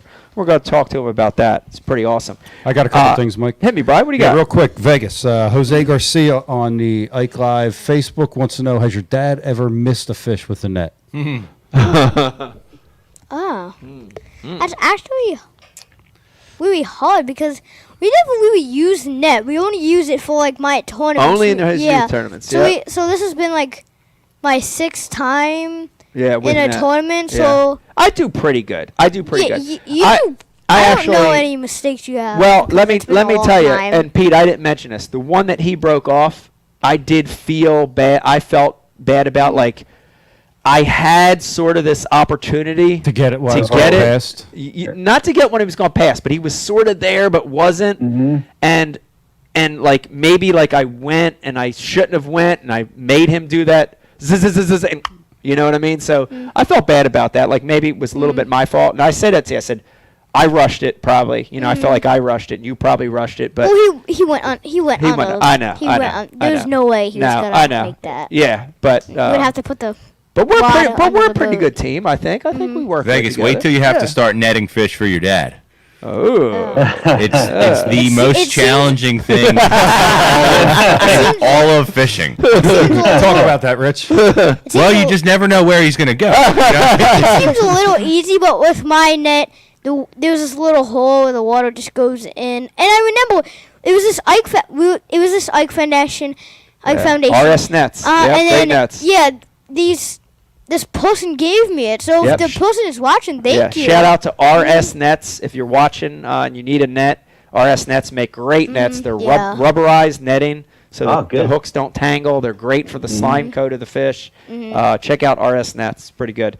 So I do want to pick up where this is sort of in reverse order, but you got a chance to travel with me to my last tournament, which was great because one of the things that's hard and I don't know if you know this, but I want to tell everybody, is that when you were young, when you were, a baby till you started. When you were young. Yeah, when you were a baby when till you were you a started kid. school, all the way till you started kindergarten, you guys traveled. We all traveled together full time. And it was one of the best, when I look back in my career, it was one of the best times of my career because I had you and Stella with me all the time and Mom with me all the time. And we were in a camper, in our own camper. It was such a great time to travel and tournament fish. But in the last couple years, 2 or 3, 4 years since you started kindergarten, it's tough because when you're in school, you can't be on the road. Yeah, I really don't like when. So you have to do school. So you're on the road. Yeah. You have the 2 days to get there. A couple days to get there. The weekend. Yep. It's really It's not tough. fun. Yeah. And then you get there. It's like you have work to do. I'm like. I know. Okay, yeah, I know I have work to do. Yeah. But it's really hard because I don't really have because me and Stella have to we have to share the same table and seat, and we have to do for school. You're talking about e-learning. Yeah. You're talking about e-learning. Yeah, we have to do e-learning stuff. Yeah, but this was nice because this last tournament. You guys got to travel with me, so it was great. We hooked up the camper. Mommy tows the camper, and I tow the truck and boat, and we travel up to Wisconsin. We left ourselves. This is the most unbelievable story, and this is the first time I'm telling this. Is this nobody? Yeah, nobody knows this yet. My so this God. is the first time I'm telling this, and I'm doing it live. Well, hold on, nobody knows this. Let me tell the story. You put this on Instagram? I didn't put this on Instagram. Oh my gosh. So we start on July 5th. So let everybody know we had a little sandbar party out here. Most of the Ike Life crew was here, including Riz, Brian, Pete. Had a great time. Sunday the 5th, I wake up and we get a late start and we start this drive to go up to Wisconsin. We make it just outside of Pittsburgh and we call it a night. We had 4 hours and it's a good start. You know what I mean? Sure, yeah. And the next morning I wake up. Everything's good. We check the camper. I do my normal little walk around. And Pete, I get on the turnpike, and this is about 30 minutes in to after we start. I get in the turnpike, and Stella's with me at the time. So we switch kids. So Vegas is with his mom, and I'm with Stella. This is my favorite part, buddy. And we're driving, and all of a sudden I feel this bump, and I hear toof. So I feel this bump, and I hear toof, and I go, oh, what's that? And I look in my rear view mirror, and I look to my left in my rear view mirror, and all of a sudden I see my boat next to me. What? Not physically right next to me, but I see it like, in the rear view mirror it's like to my left. It's like, hello, I'm a boat, and Are you just so you kidding me? know, Dude, it was the most intimidating, scary things, and I'm freaked out. I'm like, oh, and so I don't know what to do except start to slow down and try to control it. So now the boat and trailer's jumping left, it's jumping right, and I'm doing my best to keep it straight, slow it down. I got it slowed down. I don't see it going left and right anymore in my rearview mirror, and I'm on a straightaway. None of this I'm even thinking about at the time, but I'm on a straightaway. I get over to the shoulder. There happens to be an on-ramp right there, so it's a big, wide shoulder with a little thing of grass. I get it off to the side and get stopped. Dude, my heart is pounding, Pete. I look back at Estella. She's on her iPad like nothing's even happened. She doesn't even know anything's going on. She's like, and I'm looking back and I'm like, "Oh, you all right? Are you okay? We're okay. We're okay." She's looking at me like I'm crazy, Pete. I can see your I'm face. yelling at her. I'm panicked and I'm yelling at her. She's looking at me like, "What are you?" Yeah, she's looking at me like, "What are you doing?" So You're interrupting my YouTube. yeah. So, dude, I am like floored. I like put my hazards on. I'm like shaking. I get out and I'm like, "What the?" And I look. And I'm looking, and it's off the hitch, and I look, and the ball is still attached to the coupler. Yeah. But here's the craziest thing. There was no pin? There, the threading, the metal threading piece, the bolt that comes off of the ball. Oh, the bolt dropped out. Sheared. Oh. It sheared. Ouch. How the hell did you shear that? No idea. Right below the ball. Because, dude, gets a little bit loose, and I've had maybe years of it getting loose and then me tightening it getting loose and me tightening it, putting too much torque. I don't know. It sheared. So the ball's on there, no bolt, no rest of the threading. That's gone. Who knows where that's at? So it was swinging on the chains. It was swinging on the chains. And it never... So little damage on the trailer. It hit my bumper. There's one little ding on my bumper, but nothing else. Oh my God! Dude, I'm like still shaking. A state trooper pulls up. This is like unbelievable. So I'm on a straightaway. I'm on the turnpike. There's no cars around me when this happens. Right. I get to the shoulder. I'm parked over. A state trooper pulls up. He runs to the Walmart 2 miles up because I phoned Becky. They already get off the exit. Beck runs into the Walmart to get another ball. The state trooper goes to get it. Nice. I jack the trailer up, take the ball off, get the new ball from the state trooper, put it on, hitch it back on, and I'm gone. Wow. That happened. When you call us, I'm like, the ball. I'm thinking you couldn't like understand, I'm thinking, but it's in my brain because I'm thinking like, and then like my brain goes to like, what about my boat? What about my trailer and my ball? I'm like, yeah, you were thinking that's the ball. And I'm like, and I'm thinking, the ball came off. How did the? Right. I'm thinking like, that's impossible. I'm I thinking know. like It is something impossible. like, This is 23. How many years, Pete? 23 plus years.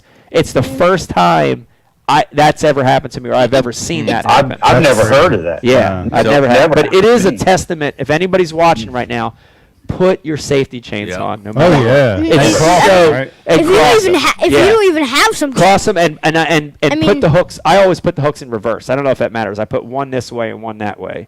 You know, but dude, the chain saved me. Oh yeah, yeah. I mean, it would be if you didn't have the chain, it would have just came off, and it would have been gone. Wow, that's wild. Man. How did you would have never noticed? Yeah. How did the boat stop itself? Like, so here's the only thing I could think of, Pete. So the trailer plug never came out.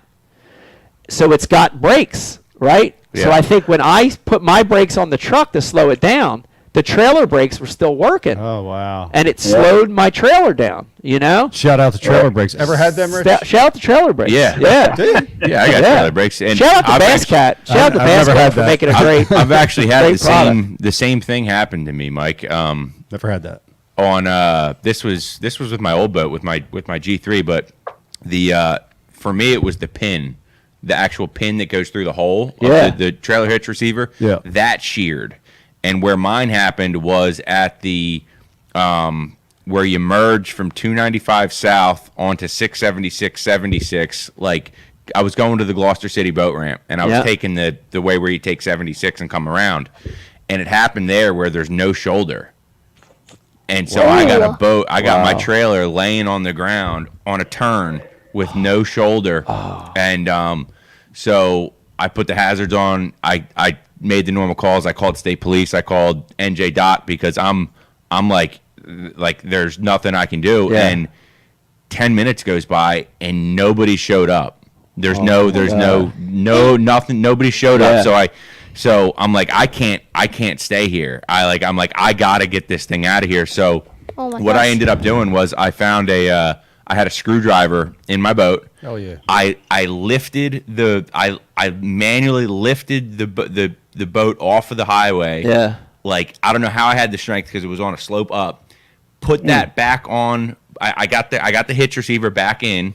I put it on the ball. I put a screwdriver through the hole and then used electrical tape and wrapped the electrical tape up around through the screwdriver until it was big enough to hold it in there, and then just limped like to the first exit and got off and got into an auto zone and fixed it. But so I've had that same feeling of like, why is my boat not behind me right now? It's the when you look in your rear and the safety mirror chain and you see it next to you, next to you, but you see but it when there. It ain't right, it's the scariest thing ever. Yeah, dude. Scary. Do you mean like the pin full, like this like where the ball is attached, and then the thing that's connected to your yeah. So there's the receiver. Yeah. There's the receiver and the pin that goes Yeah. in the receiver, and what happens is when there's movement. And it just causes repeated friction that something creates a weak point. Something happens. Yeah. That's what I was thinking. Like, why is that? Why did the ball shield? But why didn't that? That's crazy. That's a big, thick piece of Dude, metal. that's a thick piece of metal. Vegas. With giant threads on it. I got breaking news for you, bud. Yeah. The orders are already starting to fly in. We got Matt Pangrak from BTL Bass Talk Live, and he wants a Vegas to Hammer hat. Oh, look at that. Yeah. How much do they cost? Here's another order that's coming in. This order is from your mom, and it says, "It's late. Send him home." Okay, Vegas. All right, you want to say goodbye to everybody before you go? Yeah, but yeah. So I want to just give a shout out to everybody that just wanted to, Yeah, give a shout out to everybody. Yeah, that's what you do. All right, give me a kiss. Good night. All right, see you later. Good job, Vegas. With your mom. Great job, buddy. Yeah, good job. All right, Good job, Vegas. Get out of here. You're getting me in trouble. One more round of applause. How about it? Take your Vegas the Hammer. Leave your water. I'll clean up for you. All right. That was awesome. It was a scary thing, Pete. It was very, very scary. It's one of the scariest things that ever happened. But I am a little superstitious, as you noticed with the GoPro thing. But when that happened, and like you can imagine the scenarios of where that could have been really bad. Oh my God! Yeah. When that happened and sort of I got out of that, luckily I was like, this is going to be a good week. I kind of knew, honestly, I knew right there that it was going to be a good week for me. That's a good way to spin it. Yeah. Well, others might say, "Man, this is going to be a crappy week. Look how I'm starting." Yeah. Yeah. But, nowhere to go but up. Yeah. And Exactly. That's funny that thinking, because I've had 3 times where, like, at the boat ramp, I forget to take one of the straps off, or like I back down the ramp crooked and I get in uneven, or something happens as I'm launching the boat and I look like an idiot. I always win. If I launch the boat in perfect, you gotta purposely mess up, man. Dude, like I'll do a one-man launch, like slide the boat off, meet it at the dock, and just step on like I'm like G Money swag. I will not catch him that day. I got to do something dumb at the ramp in the morning. You're onto something, Rich, because I have a philosophy that if things go wrong, I always do good. And I don't know why it is. Like the last time it was, I lost all my GPS and sonar on the entire boat right before the tournament at Cayuga. I remember that. And, I got to a black cat syndrome. If I see a black cat in the morning, I'm guaranteed to have a good day. I think there's something to it, man. It's like when bad stuff's happening, you're like, you stop thinking. You stop overthinking. And you feel fortunate to be there, and you can find you're just fish freely. There's something about it. There is something to that. But you got to be able to let it happen. You know what I mean? You can't get spun out. Yeah, you can't let. You're like, okay, I got no trolling motor and my outboard won't start. Okay, what are we gonna do? This is my new normal. Let's figure it out. Yeah. And that's the way you got to be. Oh, right. Let's real quick. Shout out to Tyler Nolan.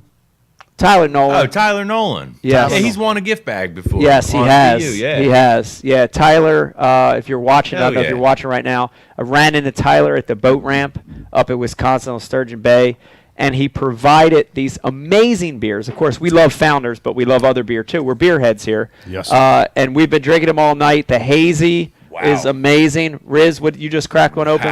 What do you got there? Oh, man. I just cracked open a guava juice. The guava. IPA. Guava? It's actually a malt beverage. Naturally flavored. I got to take one more sip. This looks like thank you for the beers. Toledo. Thank you for the beers. Yeah, cheers. Tyler Nolan. Tyler, thank you. T Nolan 43 on the gram. Yes. Thanks, Tyler. Thank you. Very excited. Appreciate your work. So Pete, I get up to Wisconsin, and we get up there. We finally get settled in, get to the campground, get settled in, and we have a virtual Zoom. We have a virtual Zoom because now there are no meetings in tournament fishing, right? This is the new norm. Mm-hmm. And we get on this virtual Zoom, and we're hit with this piece of information on the heels of our short day and 3/4 practice, which is, you ready for this, Pete? Which is, since wind can be a factor here, you guys can launch anywhere you want in Wisconsin water on Lake Michigan. On the night before the tournament? The night before the tournament, we get the word that we're enacting the trailer policy, which means you can go to any ramp you want that's a public ramp and put in for the tournament. Mm-hmm. So it throws me for a loop because, now I'm looking at this map. I have a paper map in front of me, and I'm looking at Wisconsin water of Lake Michigan. Dude, it's like looking at the ocean, right? Yeah. And I'm thinking, well, if I can drive my truck and boat to the ramp that morning of the tournament and not battle waves, how much new water does this open up to me, Mm-hmm. And that was kind of my mindset in the first day of practice, was to go look places that were far, right?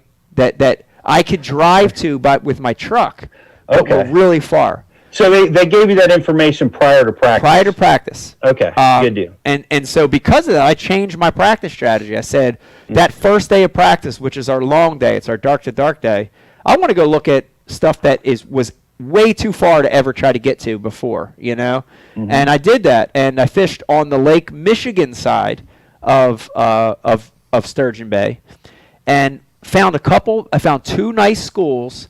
The interesting thing is the water temperature on that side of Lake Michigan was 5 to 6 degrees colder than on the Green Bay side of Lake Michigan. So the fish I found over there were dirt shallow. It was unbelievable. These fish were in 2 to 4 feet of water. They looked like they'd just come off beds, right?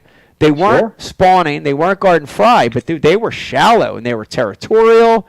They were really acting like spawning type of fish, And I thought, man, these are the kind of areas I could do good in the tournament. My second day, I practiced on the Green Bay side and found the fish in 8 to 15 foot of water, and had just a good, a similar day. I found 3 areas instead of 2. But here was the difference, Pete. The fish on the Lake Michigan side in that cooler water were skinny. They were long, right? But they had sores. They had all the signs of being just off the beds, right? And I would weigh them, and the ones on the other side were the same exact fish, but no sores and fat, recovered, right? Right. Sure. And they would weigh 6 to 10 ounces heavier. Wow. On the Green Bay side. That's a big difference. So big difference. So same number of schools of fish, same length of fish, but I use my Rapala scale, and I don't even hardly ever carry a scale with me. But it was the first thing I did right in this event was to say, I'm going to fish on that side because the fish are further along, they're fatter, you know. But it was just a good event for me, Pete. I found a lot of nice schools, and I stuck with a couple baits that are just solid baits all week. Of course, you heard it. You heard Vegas talking about it. The max scent is unbelievable, and you know, I got to be honest with you. I didn't see any of the footage. Maybe you guys can chime in. I watched the whole thing. It was max scent. That's exactly what I was going to tell you. I'd be surprised if even the guys, and I'm not going to call nobody out, but I'd be surprised if some of the other guys in the top 10 who said they were fishing Zoom or Z-Man were actually fishing max scent, because we saw it. We saw it. We could. They would turn their back to the camera. Oh, yeah. And they'd pull a bag out of their pocket and slip it back in their pocket. It's unbelievable. It was a powerful tool, man. Just everybody in the top of those tournaments was using it. Yeah, it's when you get around smallmouth, it's so key. So key. It's super key. Oh yeah, that's. I mean, I was catching them on it today. We fished today. It's crazy stuff. It's crazy stuff. For reminds me when power bait first came out, how key power bait was. Yeah. The original power bait when it first came out. Yep. Well, your fireworks were spectacular, and I don't know if you're going to go into that, but I wanted to on Facebook. Mark Lynch telling a story, because we were all watching on pins and needles because we were trying to have a show on that Tuesday night, and you were still fishing. And we were going nuts, whether you made it in, trying to do the math. It was nuts for us. Yeah, Mike, let me paint the picture. So like Pete's saying, Tuesday night, we had a Bass U Live. Yeah. So I'm in here doing my thing. Yeah. I got Greg DePalma was sitting where you're at right now. Rich was over there at the table. Pete was sitting on Zoom ready to go. Yeah. Everything was set up. It was actually relaxed. Like, the stuff's flowing right now. Yeah. We're ready to roll. So about to go live, it's like 6:58. We're going live at 7. Rich is watching the feed. We're watching. It's like, oh, come on, Mike. He's over there, yelling like screaming. 1 minute left. Yeah, screaming. Dude, you hook up. There's like a minute left. He's like, he's got one on. I go running across the room. I'm like ready to hit go. I got all the shots queued up. You know what I mean? I got the intro ready to roll. Yeah. Everything ready to roll. You hook up with one. I go running over there. They're saying like you need 2-3 to take the lead or to get in. Yeah. And they waited at 2-2. Whatever. Yeah. You didn't have the right info at the moment. But just the intensity of all that. And then we got to go live like then. Yeah. Not that we ever go live on time. Yeah.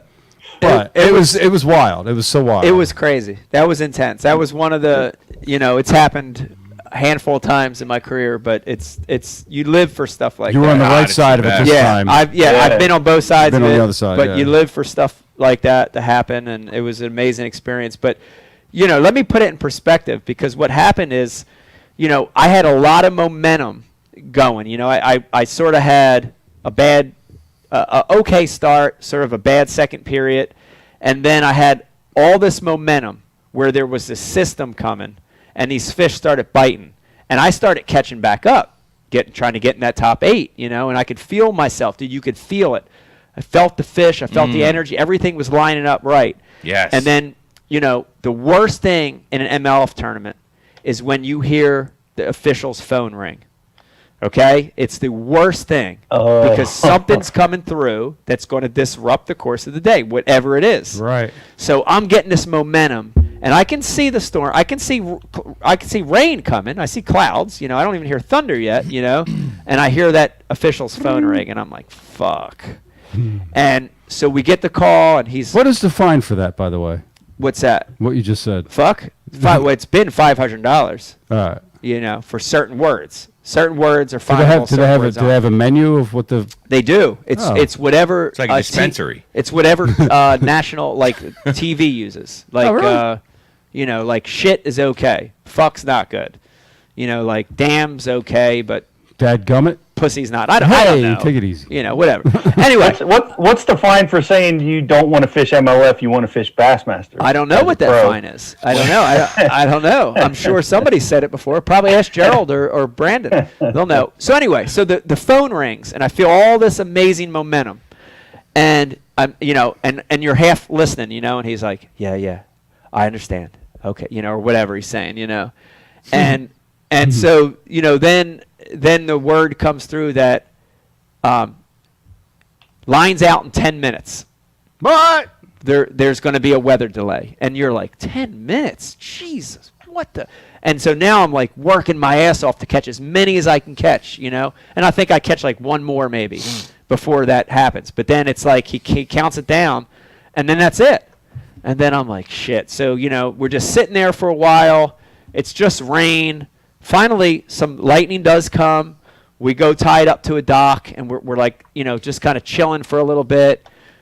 The lightning passes. It's just rain again, and we're just sitting. And hours are passing, Pete. And, you know, I know that those smallmouth were biting because the storm was coming. You know, I know what happens for shallower smallmouth when thunder and lightning's happening. I know how that shuts them off. And all these things are going through my mind. But I keep saying to myself, I'm like, I'm okay, right? Because I got an area that's working. And I'm going to have, I think it was like 1 hour and 50 minutes still left of that last period. It was almost 2 hours, right? I'm good. Well, we get our text back for our startup time. You know, you're going to go lines in at 5. So we sat all this time, right? You're going to go lines in at 5, done at 6. And I'm like, done at 6? Like, what do you mean? Like, we had an hour and 50 minutes left, you know? Oh, no, it's MLF regulation that we don't go past 6 o'clock. Why? It doesn't get dark till like 9:30.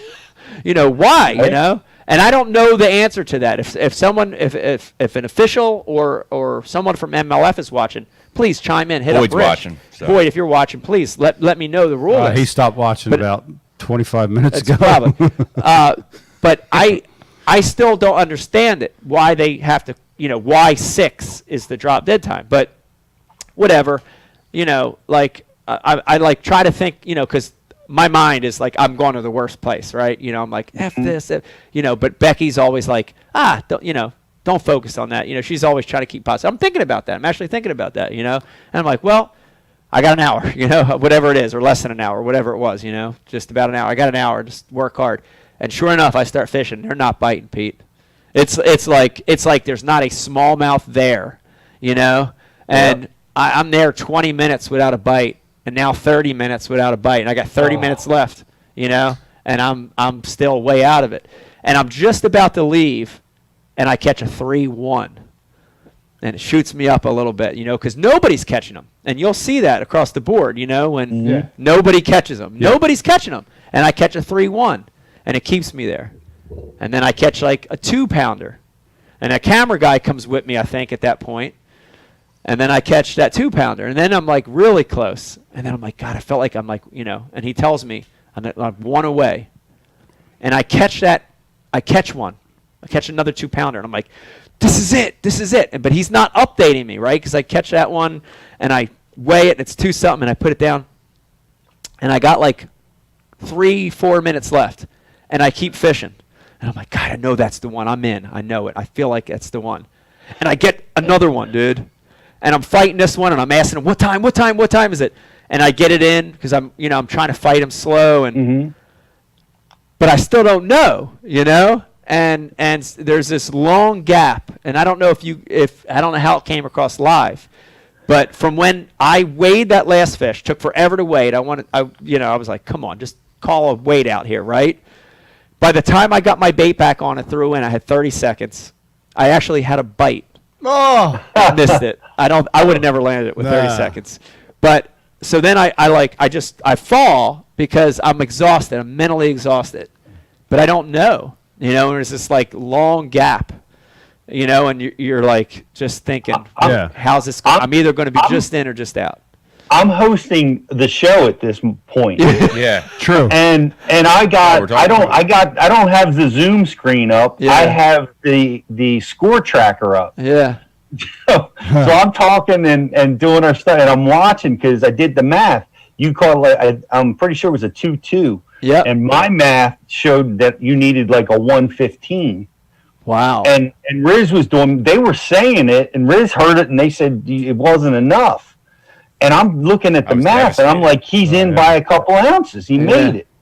And then I'm watching, and then 10 minutes into the show, they give the final score tracker update, and it's got you slipping in the eighth. It was unbelievable. It was such a great feeling to know you're in by an ounce. I've been, like I said, I've been on the other side of it. I remember those. I know those emotions. And those we all do.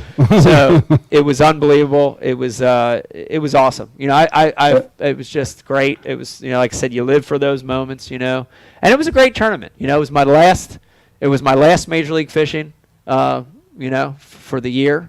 The last big one, and it was good. It was a good way to end it. It was a good way to end MLF for me on a high note. Yeah, I could tell you the broadcast team was there. You got a lot of airtime, and they were very, very complimentary of you throughout. Shout out to JT, Marty Stone. Yeah, JT really went into really kind of broke down how you play and land your smallmouth. Yeah, that was him and Marty. Really interesting, Brian, what you were saying this morning. Yeah, and JT's like, you peel that line, right? Yeah.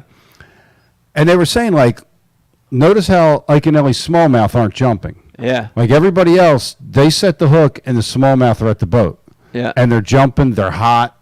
Yeah. You know what I mean? They're skying out, they're wiling out on the side of the boat.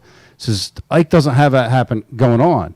Says, and JT says, when I saw Mike, peeling line, initially I'm thinking, it's theatrics, it's Mike, it's a little over the top. He says, but I can see what he's doing now. He's feeding them line before, and Marty jumps in. He says, the harder you pull on the smallmouth, the higher he's going to jump. Yeah, and it's exactly what you're kind of counteracting by feeding them line before they get hot like that. And when the smallmouth get to the side of the boat, they're on their side and it's an easy scoop. They're ready. You play them really well, and they were saying you and Justin Lucas really kind of got that dial on how to play a smallmouth. Yeah, different styles. Different styles. It's been fun learning that over the years. Everybody has a way that Pete. You have a way that you land fish. Everybody finds their own style. But a lot of guys. Yeah, for me, that's been super effective. And Vegas actually said it, when he was talking about, it's funny how he puts everything in terms that are real cool, but it's like the give and the take, And I never want a lot of pressure on that rod. I just want it to be that medium bend, the whole fight. Yeah. I want it the whole fight. And when I see that line rising, I actually give a lot more to want him to go down. Yeah. And then once I get him under the boat, that's my zone. I want him under the boat. Yeah. I want him under the boat because they look up, they can't jump. It actually calms them down when they're under the boat, and I can use it as a pinning agent. A lot of the fish, if I didn't scoop them, I actually just I stomped them on the side of the boat. And it's not a penalty. It's not a penalty because it's not on the carpet yet. No, it's not on the carpet yet. And then I go down my other hand. A lot of times I'll set the rod down. I'll go down my other hand and get them. Yeah, But I've seen you do that. It's been a great system. I still lost a few, but it's been a good system for me. You could see in that tournament the guys that were completely uncomfortable that hadn't spent a lot of time doing that. Yeah. Like Kelly Jordan. I think he was using a spinning rod for the first time in the tournament. But he just, you could see it, like, clearly a lot of guys from Texas, Florida, certain places, that's all they do is, they're using bait casting gear, and they don't use it that often. So, they were uncomfortable. They rushed. A couple times Rumbanis, like, grabbed the fishing line, and he rushed, and he lost the fish, you know? And, so it's quite a skill set. But I got to read this. Mark Lynch is working on this Tuesday night. There's an electrical outage. He's in a bucket truck working the electrical outage, and when this is going down, and he has to stop work, and they're all screaming at him. Nobody's getting their electricity. Nobody's getting their electricity. He just had to put everything on pause for about 15 minutes so he could watch the highlights. That was pretty awesome, I thought. Yeah, it was great. It was great. It was like I said, it was a fun tournament. If anybody's watching and you're looking for a destination trip, man, I definitely recommend Sturgeon Bay. I mean, it's a great area, Pete. There's a lot of stuff to do too. There's wineries, there's restaurants. I mean, it's beautiful country up there. Hit up Nolan 43 on Instagram. He'll bring you beer. He'll bring you beer. Yep, definitely. He'll bring us a 4-pack of some great, delicious beer. Thank you, Tyler. But it was a great experience, and I want to congratulate all the top 10, but especially Justin Lucas. Great performance. I missed some controversy there as well that, I know he was dealing with some stuff there, and it's hard to fight through that, What's that? He had a couple guys move in on him too. This is 2 tournaments in a row now over there. So, this isn't anything new. It's been going on since the beginning of time in bass fishing. But is it any different at MLF than it is at a normal? I mean, because that's all, like you said. That's always I mean, happened. there are things different and things that are same. I mean, for sure now guys are using technology more to move in on guys. Sure. But I think this one was just old school moving in. I think guys saw him there and, when they were struggling, they wanted to come in and try to catch a few. Right. Well, live updates. Yeah. That'll lead to that. Yeah. But shout out to Justin Lucas. What great performance by him. Really was. And he deserved that win. He looked so comfortable landing fish. Yeah. Like, oh my gosh, it was like it was so easy with him, and there were several other guys that were just so smooth and easy. Yeah. And Jordan Lee, oh my gosh. Yeah. I mean, just really slick out there. Yeah. Shout out to Jordan Lee. Yeah. The thing that's sad, about last week's win from Justin though is they degraded the prize down to $65,000, which is a travesty to me. Why's that? So there's a lot of make up rules as they go. Well, there's a lot of reasons that they gave for that, but they brought the first place prize down to pay out broader across the field. And the reason they gave is guys are losing sponsors during COVID time, and they reduced our number of tournaments down to 6, and this was a way to pay out more money across the field. But to me, that I don't like that. I'm not an advocate of everybody's a winner. You know what I mean? I don't want to get paid when I end up dead last. For also place? Yeah, and I don't think if you're the best league in the world with the best players in the world, and they do have the best players in the world, I don't think you should be competing for $65,000. I mean, shit, you can win that in a Toyota series. You can win that in a giant field, open field. Hell, the Ike Foundation. That was $30,000 for an Ike Foundation tournament where everybody was having fun. Yeah, I was there in a 16-foot aluminum. So I think that's taken the sport backwards. So that to me was a travesty. But nonetheless, it was a great win, for him, and want to congratulate him on that. I hear they're bringing back the entry fees for next year. I was reading that on that's a whole other thing. I don't even want to get into that. The other thing that was interesting is at the MLF event, and this is a good segue, was smack dab on top of virtual iCast. So I got to be honest with you. Maybe I want to hear from you guys a little more, because I know you were on with the guys from TW talking a little bit about it. Pete, I didn't see any of it. I missed everything, literally, because it coincided with my week. Then I had to get in the truck and drive like a maniac to get home for Vegas' tournament. The only thing I saw came from Tackle Warehouse. Yeah, I missed everything. But, apparently it was supposed to, I kept hearing, this is going to be like regular iCast. It's going to be just as good, except it's going to be virtual. And I'm like, is that possible? Like, what does that mean? But how did it come off for you, Pete? How was iCast this year? Well, honestly, I was super swamped that week myself, but what I did, and I liked it, was I went to the website, and, well, obviously that's where you had to go, but it's, you go into what's it called here? The new product showcase is what I'm looking for. Right. And you can go right now on the new product showcase, and you can see every product that was displayed. And to me, that is a much better way to judge it. Except for, like, I didn't have the hands on the feel that you get when you're at iCast, but I could efficiently go through all the products that all the companies had entered. and you know, it was a great experience. The websites had videos on the products. A lot of them did. Yeah. And, you know, they had a lot of pictures, a lot of images, written descriptions about them. And you could very, very efficiently go through and see all the products. I thought they did a great job. For me, like, because we're going to be looking at stuff for Tackle Warehouse and for Bass University, and we're going to be making our picks for the best in show.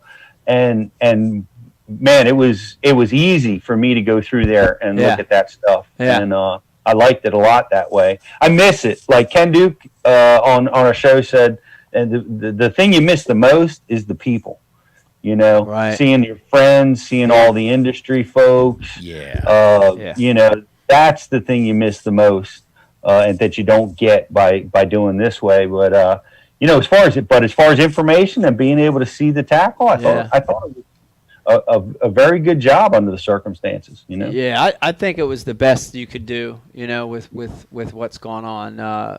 But it was awkward for me. You know, I can tell you that it feels strange because this is the first time.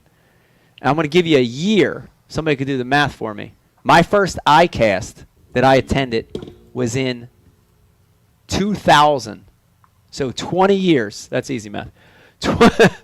20 years in a row, Pete, 19 years in a row, I went to iCast, worked iCast, got to see the stuff, got to talk to people, got to feel it, you know, actually look at it, inspect it, work with the media, you know, solicit new sponsors, make contacts, meet friends. And just feels weird this year not having that there, you know? Feels very, very weird, very awkward, you know? Yeah, sure. Very awkward. Well, you know, I hope, you know, honestly, I hope we get to go back next year. You know what I mean? Yeah. We're still deep in this, and there's a lot of expansion going on with COVID. So, you know, I'm hoping next year will put us back there. But yeah, that's 20 years of doing it, and you know, and we won't see those people. You know what I'm really happy about though is we saw those people at the Classic, at least a lot of them. Right, we got it in before all this. And we're all still alive. We're still here. Yep. And we're still dear friends. Yes. Yes. Yeah, we're not being any iCast this year, but nonetheless, Pete, some great new products coming out, and I know Bash U, is it this Tuesday? We're doing a big. That is correct. This Tuesday night we have we've got a little bit of an iCast review as well. We're going to do some iCast stuff tonight. Shortly, we're going to take a break and go to Andrew Wheeler from Abu and talk about your award-winning rod. Yep. Nice. Yeah. But yeah, Tuesday night we've got we're going to have some. Rich, take it away. No, go ahead. Oh. You finish. I got one thing to go before we go to break. You got it. But yeah, Tuesday night we're going to have what's his name? Guy from Hummingbird to come on. Hummingbird's won 9 out of the last 10 years. Best in show at iCast. Mr. Kolodowski. Yes, Nice. Colo. And some other guys. So we're still working on setting up that list. But yeah, we're doing that Tuesday night. Are you available? Or Very cool. We'll talk afterwards. Yeah, we'll talk afterwards. All right. Yeah. But Cool. yeah. So everybody, if you're watching tonight, please tune in Tuesday night at 7 p.m. And while we're plugging, yeah. yes, thank you. Yep. And Wednesday night, Straycast is going to do a live remote from a liquor store. Wow. Yeah. Very cool. Like a liquor store down the street from Pat's, like Total Hood Liquor Store. Yeah. The kind with the metal thing that rolls Oh, down yes. the front. That's awesome. So they're going to barricade themselves inside and do a live remote with the guys from Cool. Tin Cup Whiskey. Oh, that's awesome. Yeah. Awesome. And I think Matt Robertson's going to drive up there. Wow. On him. On them, baby. Yeah. He's a cool dude. That's awesome. So that's Wednesday night. Don't miss it. Yeah. Well, iCast not being around this year was weird, Pete, but I did want to, real quick before we go to break, I'll give you a couple of the things that I got to see let's hear it. or actually got to feel here, look at, that are, in my opinion, some of the best stuff. So, of course, I know you've seen all the press releases on it, but Flambeau, great sponsor of the show,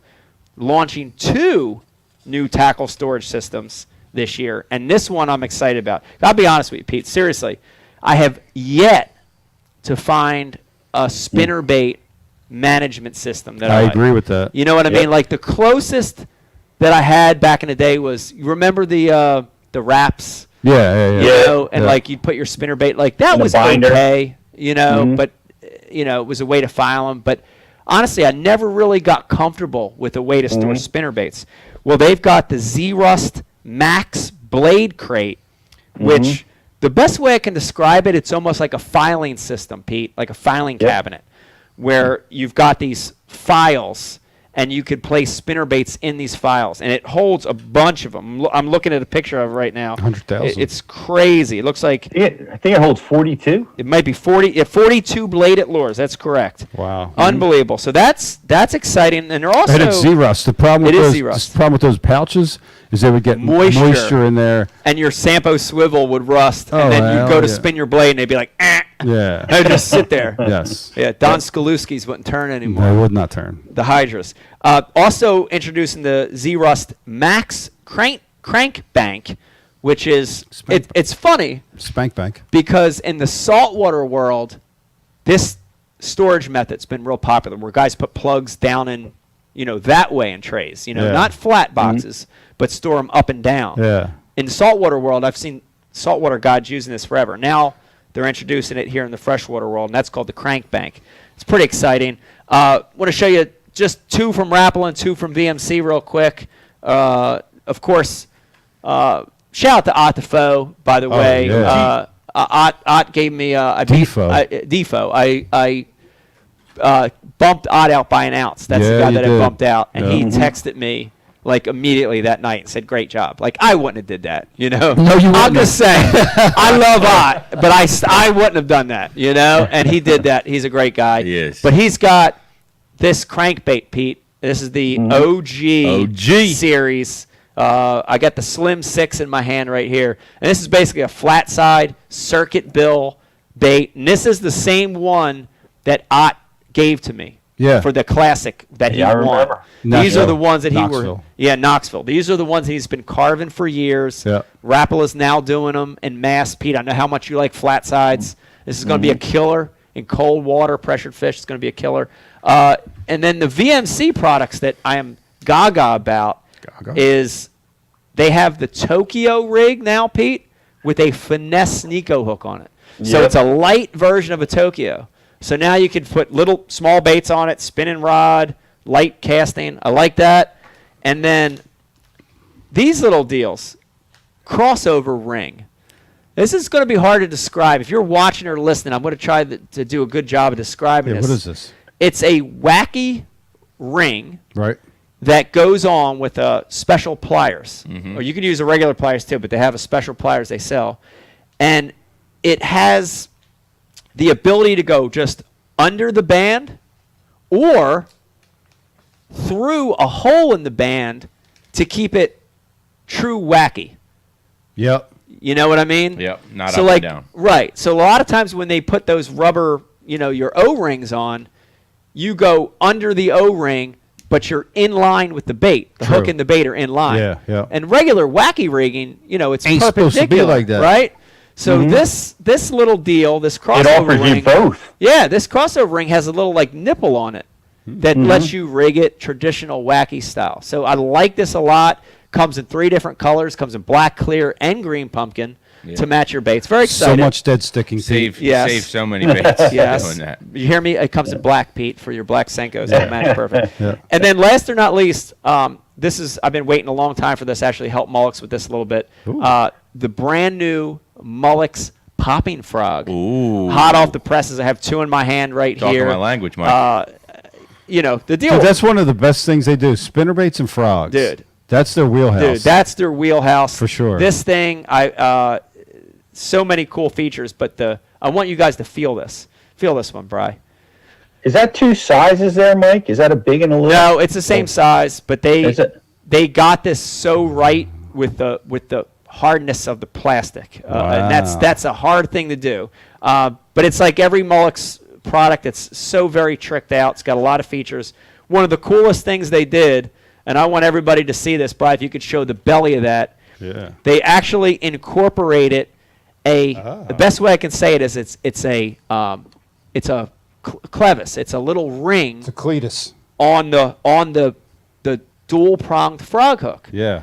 And it's a place where you could trick this frog out. You could add a blade, you could add a stinger hook. If you're in open water, you could put a treble on it. It's a really cool little feature that lets you trick that frog out. So very, very excited about this frog. It's going to be available in Tackle Warehouse, I think, this fall. So that's another cool iCast product. But I think, Brian, let's take a break. Yes. We're going to take one more quick break. When we come back, we're going to be talking to Andrew Wheeler from Abu Garcia. We're going to be talking about new Abu products. And, of course, they got a big winner this year. We're going to be talking about that. In addition, we're going to be giving away some prizes, Riz. Yep. We're going to be giving away a bag. Yep. An Ike Live reel. Yep. We're going to be giving away some stuff. Major grand prize. You don't want to miss it. Hang in there with us. When we come back, one more segment of Ike Live. Hi. Today we're going chest to chest in the Dr. Squatch lather test.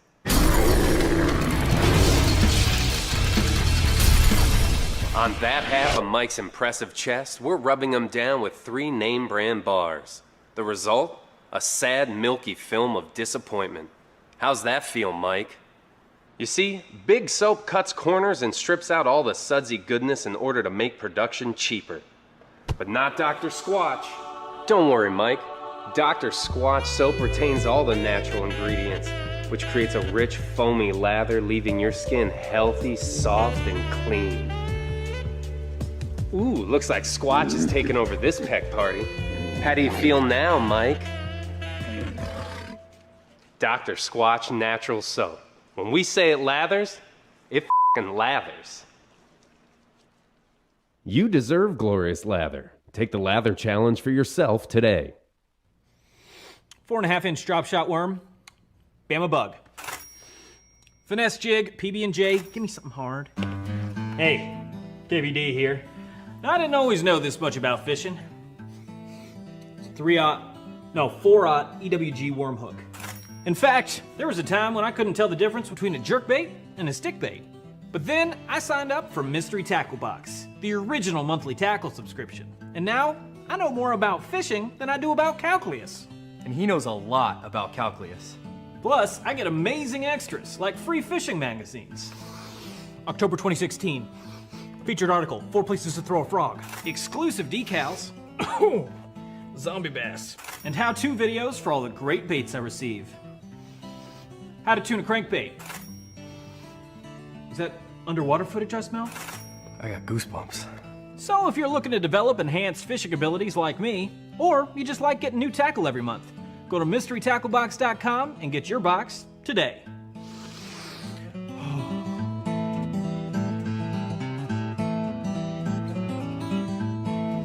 Ooh, live minnows. Is it lunchtime already? Nature's candy.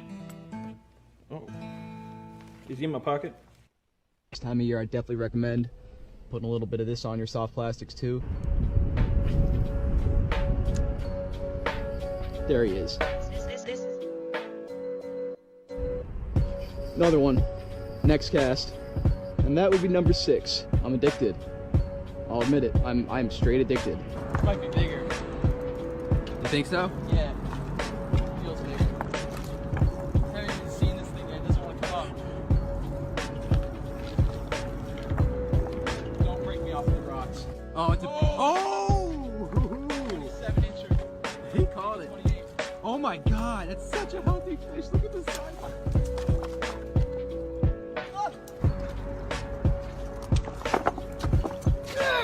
Put a little liquid mayhem on your crappie jig, and look where the stripers get it. You can't even see it, man. That might be a keeper.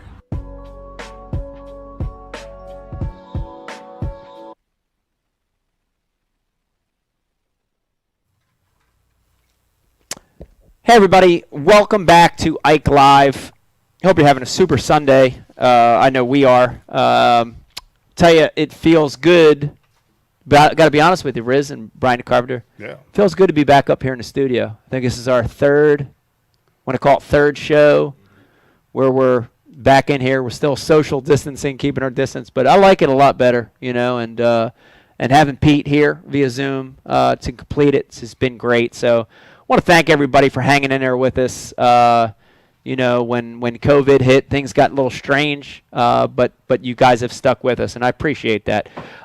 It's been a great show. Of course, we had Vegas the Hammer on talking about his big win. That was exciting. And then we talked a little bit about Wisconsin, catching up with some of that stuff over at MLF. And then we snooped around iCast a little bit. It's been a strange year for iCast, but I'm excited. We always like to save the best for last. And I'm super, super pumped up to get this next guy on. And been a friend and colleague of mine for a lot of years, a ton of years. And very, very excited to have him here on the show.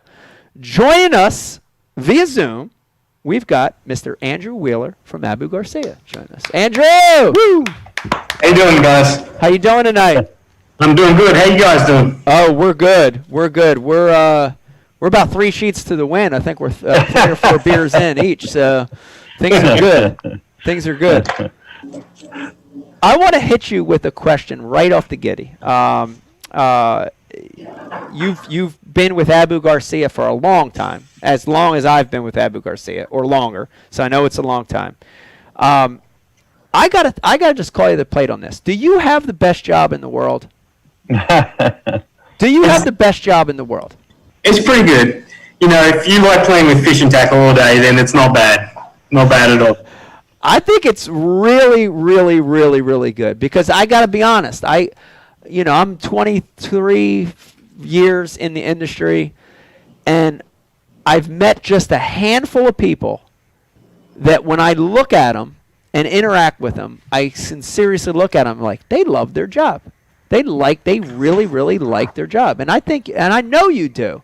I know you do. Was this always, working for a rod and reel company? I know you're a fish head like all of us, but was that always in your, was that a thing that you said, man, this is what I want to do? How did it all come about?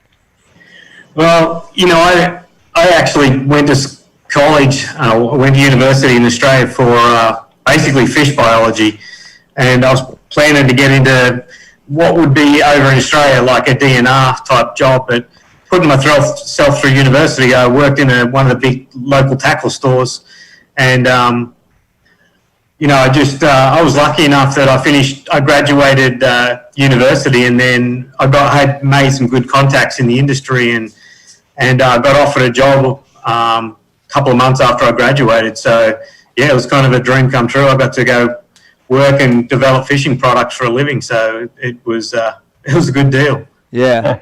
It's like I said, I from my standpoint, if I didn't fish professionally, that this kind of stuff is right up my alley. Like, I like to geek out when I get down to Columbia or when I'm up in Spirit Lake working with you guys. I always feel like I'm geeking out, at seeing materials and new technologies, and that whole process to me has always been like super interesting. It's like when I was a kid, I can remember even my Top Rod club days, where we'd all get around at the club meeting and we'd start to put stuff together ourselves, like glue stuff, and so like all these years later to get to see that, it's super, super interesting to me.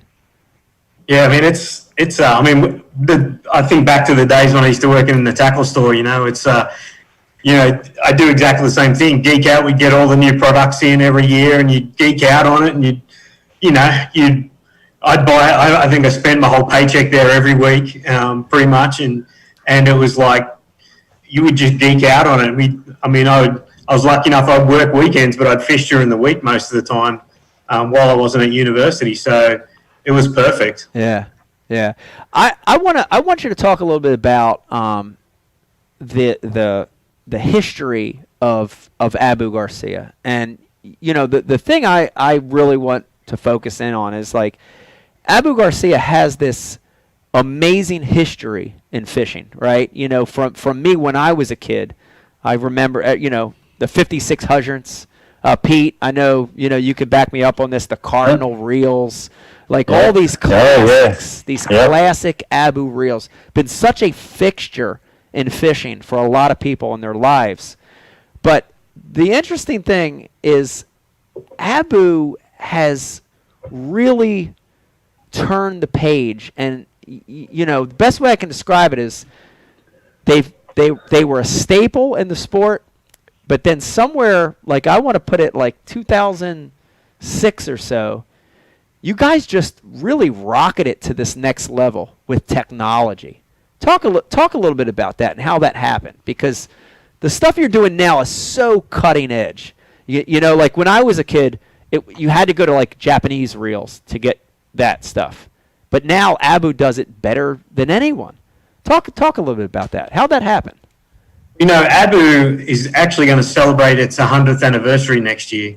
So old as Pete Lucek. Yeah, it's going to be almost. That's going to be a big deal for us. But we've been making reels as per se since the 40s. Yeah.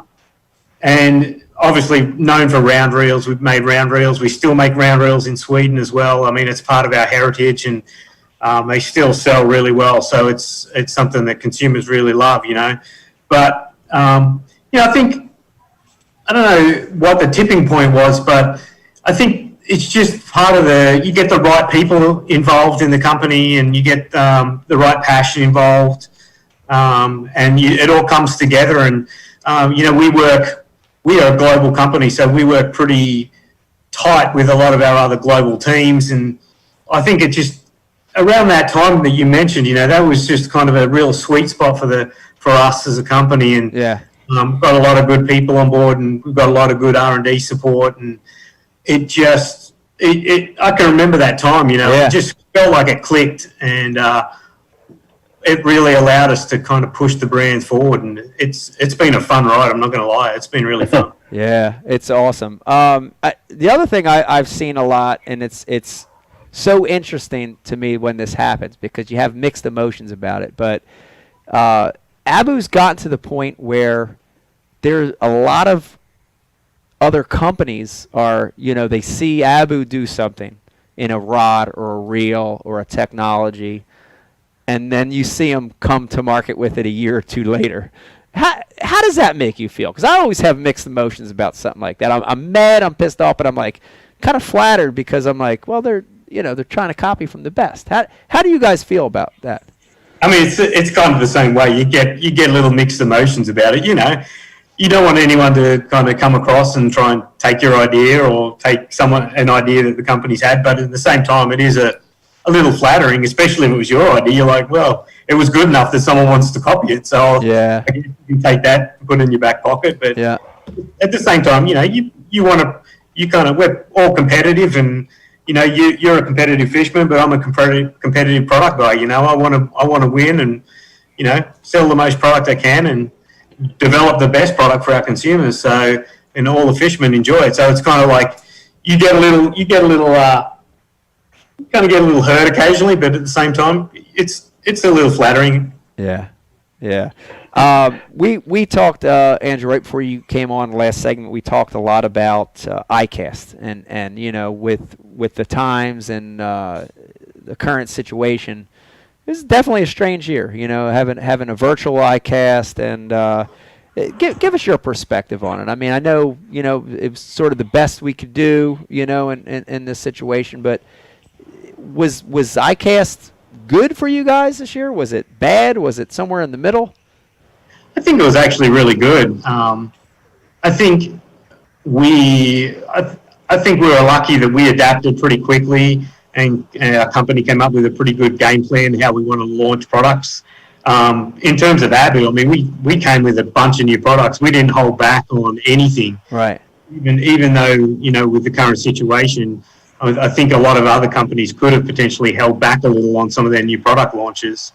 We didn't hold back at all. We're coming to the table with as much as or more than we've ever developed. So, but I think it went pretty well. It's different, but with today's media and today's all the online activity and social media especially, I think we reached out. I think what you miss obviously is like the interaction that we have with you face to face, or any of the media face to face. That's kind of a little different, but I think people have, for the most part, have been able to adapt pretty well, and I think we've been able to, get out the new products pretty successfully so far. Yeah. Well, I have a question. Yeah, go ahead, Pete. Mike, Andrew, what is it like? Like, it's got to be a ton of pressure on you guys. Like it. I guess I'm curious as to how your year works. Do you design the products in preparation to launch at iCast, and you launch, and in this case, you won, with some product categories. Now you got to do it all over again. Do you start now for next year, or what do you do next after you hit it out of the park with some of these things? To be honest, like a lot of our product plans, you might see some stuff, it takes about 12 months to develop, but some of the really technical stuff, we might have in the pipeline for 2 to 3 years before we even take it to market. No kidding. Yeah. I think a good example is the Zen Unreal we just launched. It's going to actually hit the market in March of next year, but we've been working on that for maybe 2 years. So you'll be 2.5 years by the time it hits the market. When you develop anything that has new technologies, new materials, you've really got to. It takes a little time to work out how to actually manufacture it for full on production. You can make anything as like a single-off, one-off kind of sample, but to get it mass producible, it can take a little bit of time. So yeah, our development, like some of the stuff we know what we're going to come with next year, and some stuff we'll react fast if there's new trends or whatever. But like I said, like some of the products have been in development for a long period of time, and we've certainly been talking about them even prior to iCast. Like we've been working on them. We work at a kind of 2 to 3 year products at the same time. How does it affect you when you win versus products when you don't win on the launch? Do you see great sales when you win? Like, is it a powerful tool for you? It can be. I think it does give visibility to some products that maybe won't get a ton of visibility, like may not be in everybody's wheelhouse, or not as many customers have seen them. So it does definitely bring a lot more media attention to those products, and I think it does set them up for a greater chance of success into the market. Gotcha. Well, we saw you win a few this year, and I don't want to interrupt your flow, Mike, but no, I'm actually great segue, because I wanted to focus in on one of the winners this year. Okay. And this is one I'm slightly proud of myself, and it was actually during the event, Andrew, that I found out. I was fishing. I'm like so focused on catching, like every smallmouth I could catch. I'm fighting for ounces out there. And I got back to one night, and Becky was all excited. She's like, "You won! You won!" And I'm like, "No, I didn't. The tournament's not even over yet. What are you talking about?" I'm like, "I like your positive thinking. I feel like I've got a good school of smallmouth going here, but I don't think I won yet." She's like, "No, we won for iCast." And I was like, and then she told me. But this is exciting. Talk to me a little bit about this win, because Andrew, you guys win all the time for stuff, but this one I'm excited about because of who we're targeting with this combo. This is what makes this one special for me. But talk a little bit about the win for the Gen Ike Easy Cast. This is pretty cool combo, pretty special. It is, and I think you need to talk about the whole program. Mike. It's this year we've really come out with we've had a lot of success with the Ike Dude program in the past. It's been a really home run for both of us, and we decided to expand that program.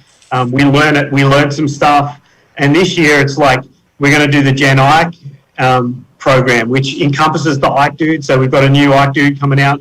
We've also got the Gen Ike Easy Cast, which you've got right there, and then we've got the Gen Ike combo. So think about it like the Ike Dude is like, you just want to get your kids into fishing, or someone young into fishing, perfect starter combo, both spin cast and spinning. Then the Easy Cast combo, that's their next step. Oh, they want to learn how to throw a bait caster. Think about this as training wheels to throw a bait caster. Yeah. It will teach you how to throw, and it will do it in a way that will stop you backlashing, basically. So it has a mechanism on the reel that if you throw it and you don't throw it right, the mechanism will engage, and it'll stop the cast and it'll break it so you don't get a big bird's nest. And it's kind of what we like to think is training wheels. So you'll eventually get the rhythm where that braking system doesn't engage itself, and you'll know that, okay, that's what I've got to do. And then the next step after that is the full-on Gen 8 combos, which are, you know what you're doing. These are like serious combos for, youth anglers. Yeah.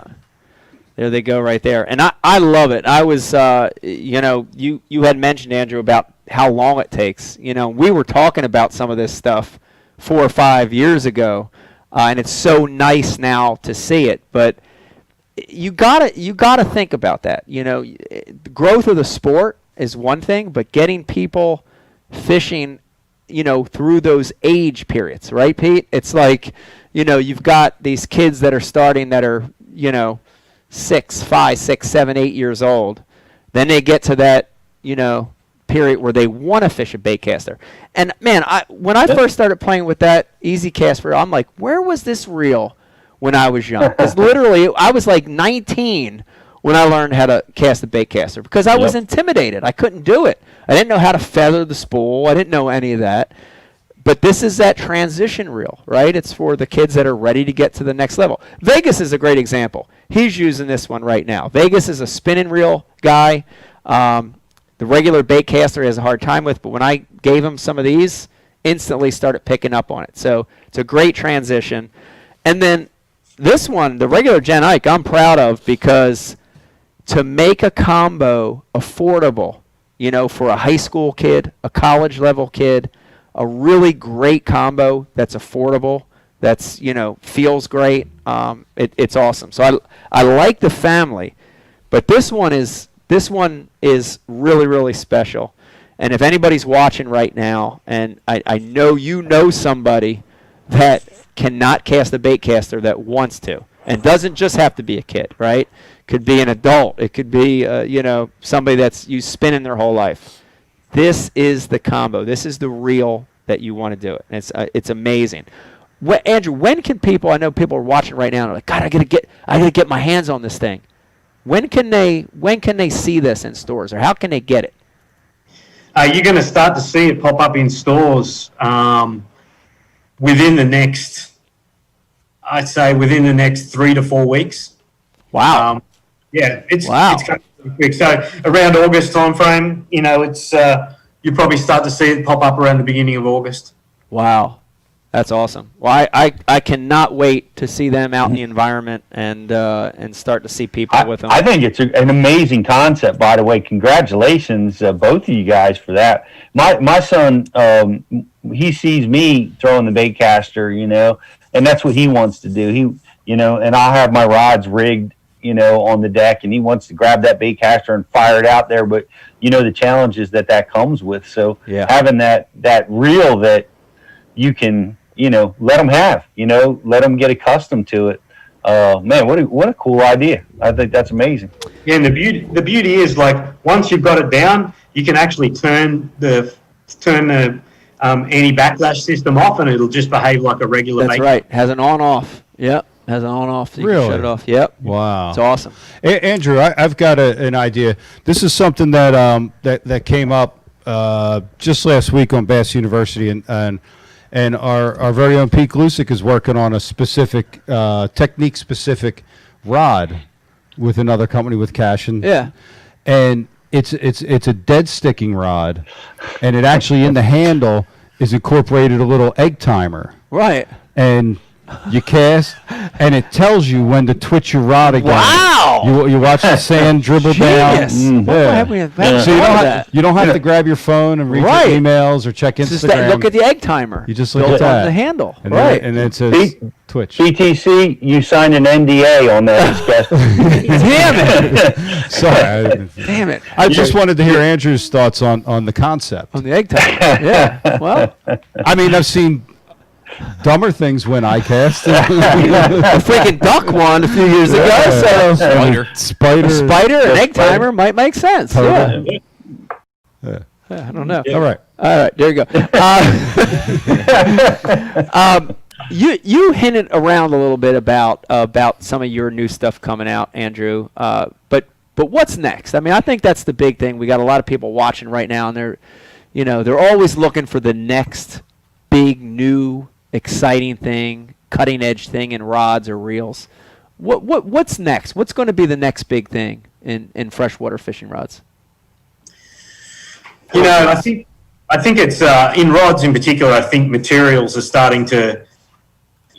I think there's some interesting stuff happening with materials. For us, what I get really excited about is, you know, we use a technology called PowerLux, which is a nano resin system that 3M makes for us. And this year we've been able to drive it down into the Veritas price point. And it's like, you know, when we first started playing with that material, it was, you know, rarefied air price points at $500+. Right. But we've been able to, you know, get it to a point that we can actually put it in a $100 rod, and it really makes a difference. I mean, it's the new Veritas rods for me.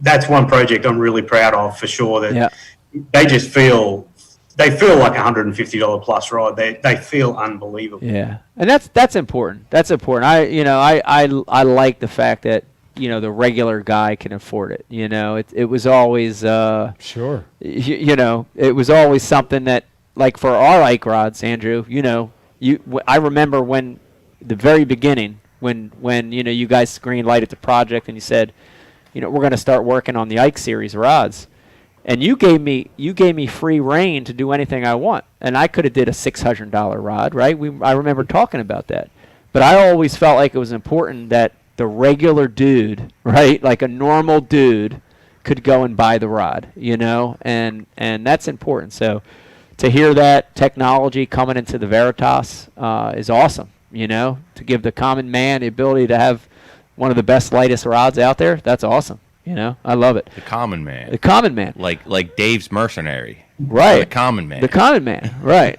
Let me remind everybody watching or listening right now, if you've got a question or comment for anything, if you've got a question or comment for Andrew, please hit us up on the IM. We'd love to hear your question.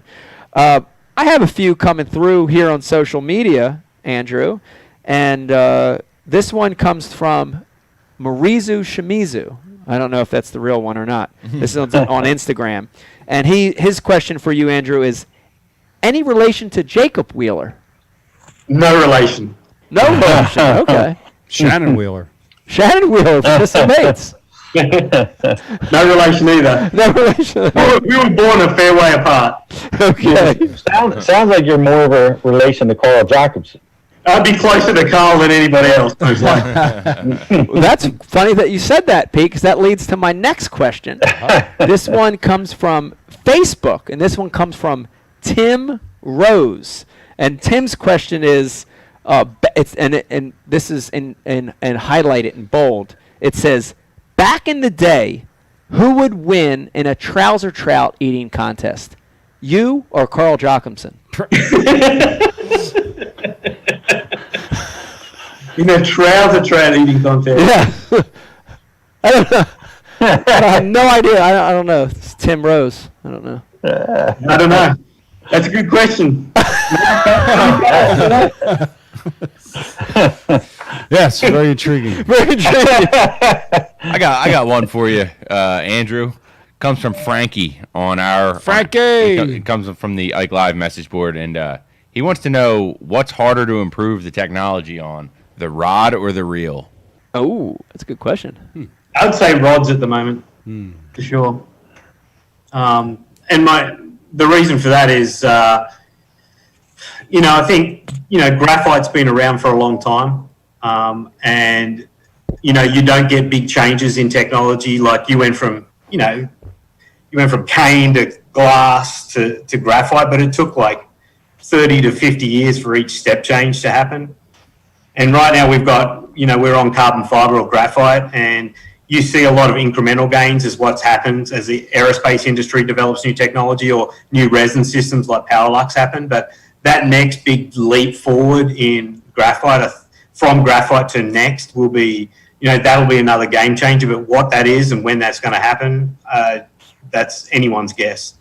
Yeah, I tell you, for one, I want to see boron come back. Yeah. I miss the days. If I call click, I'm going to put this to the mid-'80s. That's right. When boron pistol grips were in style. Yeah. I vote to bring those back. Boron. Anyone with me on this boron? I still got my PB on a boron rod.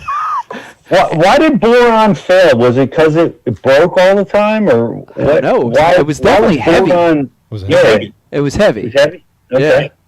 And it was added to graphite because graphites back then weren't as structurally stable as they are now. You know, they more tendency to break, and so boron was added strength, but you don't need that anymore. Yeah, I don't What know. retailers are these rods going to be available? Curtis Thomas wants to know. He wants to get some of, the winner of iCast. Walmart, Tackle Warehouse. Where are we going to see them first? You'll probably see them, Walmart and a lot of other major accounts, national accounts, and independents. I'm assuming like a lot of the other independent retailers will pick them up as well. So anywhere that already carries Abu products. Yeah. Yeah. That's awesome. Which back to the rods versus reels thing. Which market is more competitive? I would say rods because there's so many more rod companies out there. There's a ton more rod companies. It's developing a good reel, developing a really good reel is very expensive. Yeah. Very expensive. And to develop a rod doesn't require as much financial input from a lot of other companies. So it's a little bit cheaper endeavor to try and get in. Now, developing technology into rods is expensive, but you can develop a basic rod much cheaper than you can any type of reel. Mm-hmm. Yeah. I had a quick question about length. No. Yeah. Brian the Carpenter wins. That's my question and answer. Why do you think, Andrew, the length versus girth? Is yeah, that where length we're going with versus this? girth. Yeah. No. Why do you think the long rods in freshwater market? Why has that not taken off more than it has? Like all the tournament organizations now have. You can use anything now. It used to be 8 feet. Yeah. Now you can use a 9, a 10, whatever you want. Why haven't we seen that take off more, Andrew? That's a good question.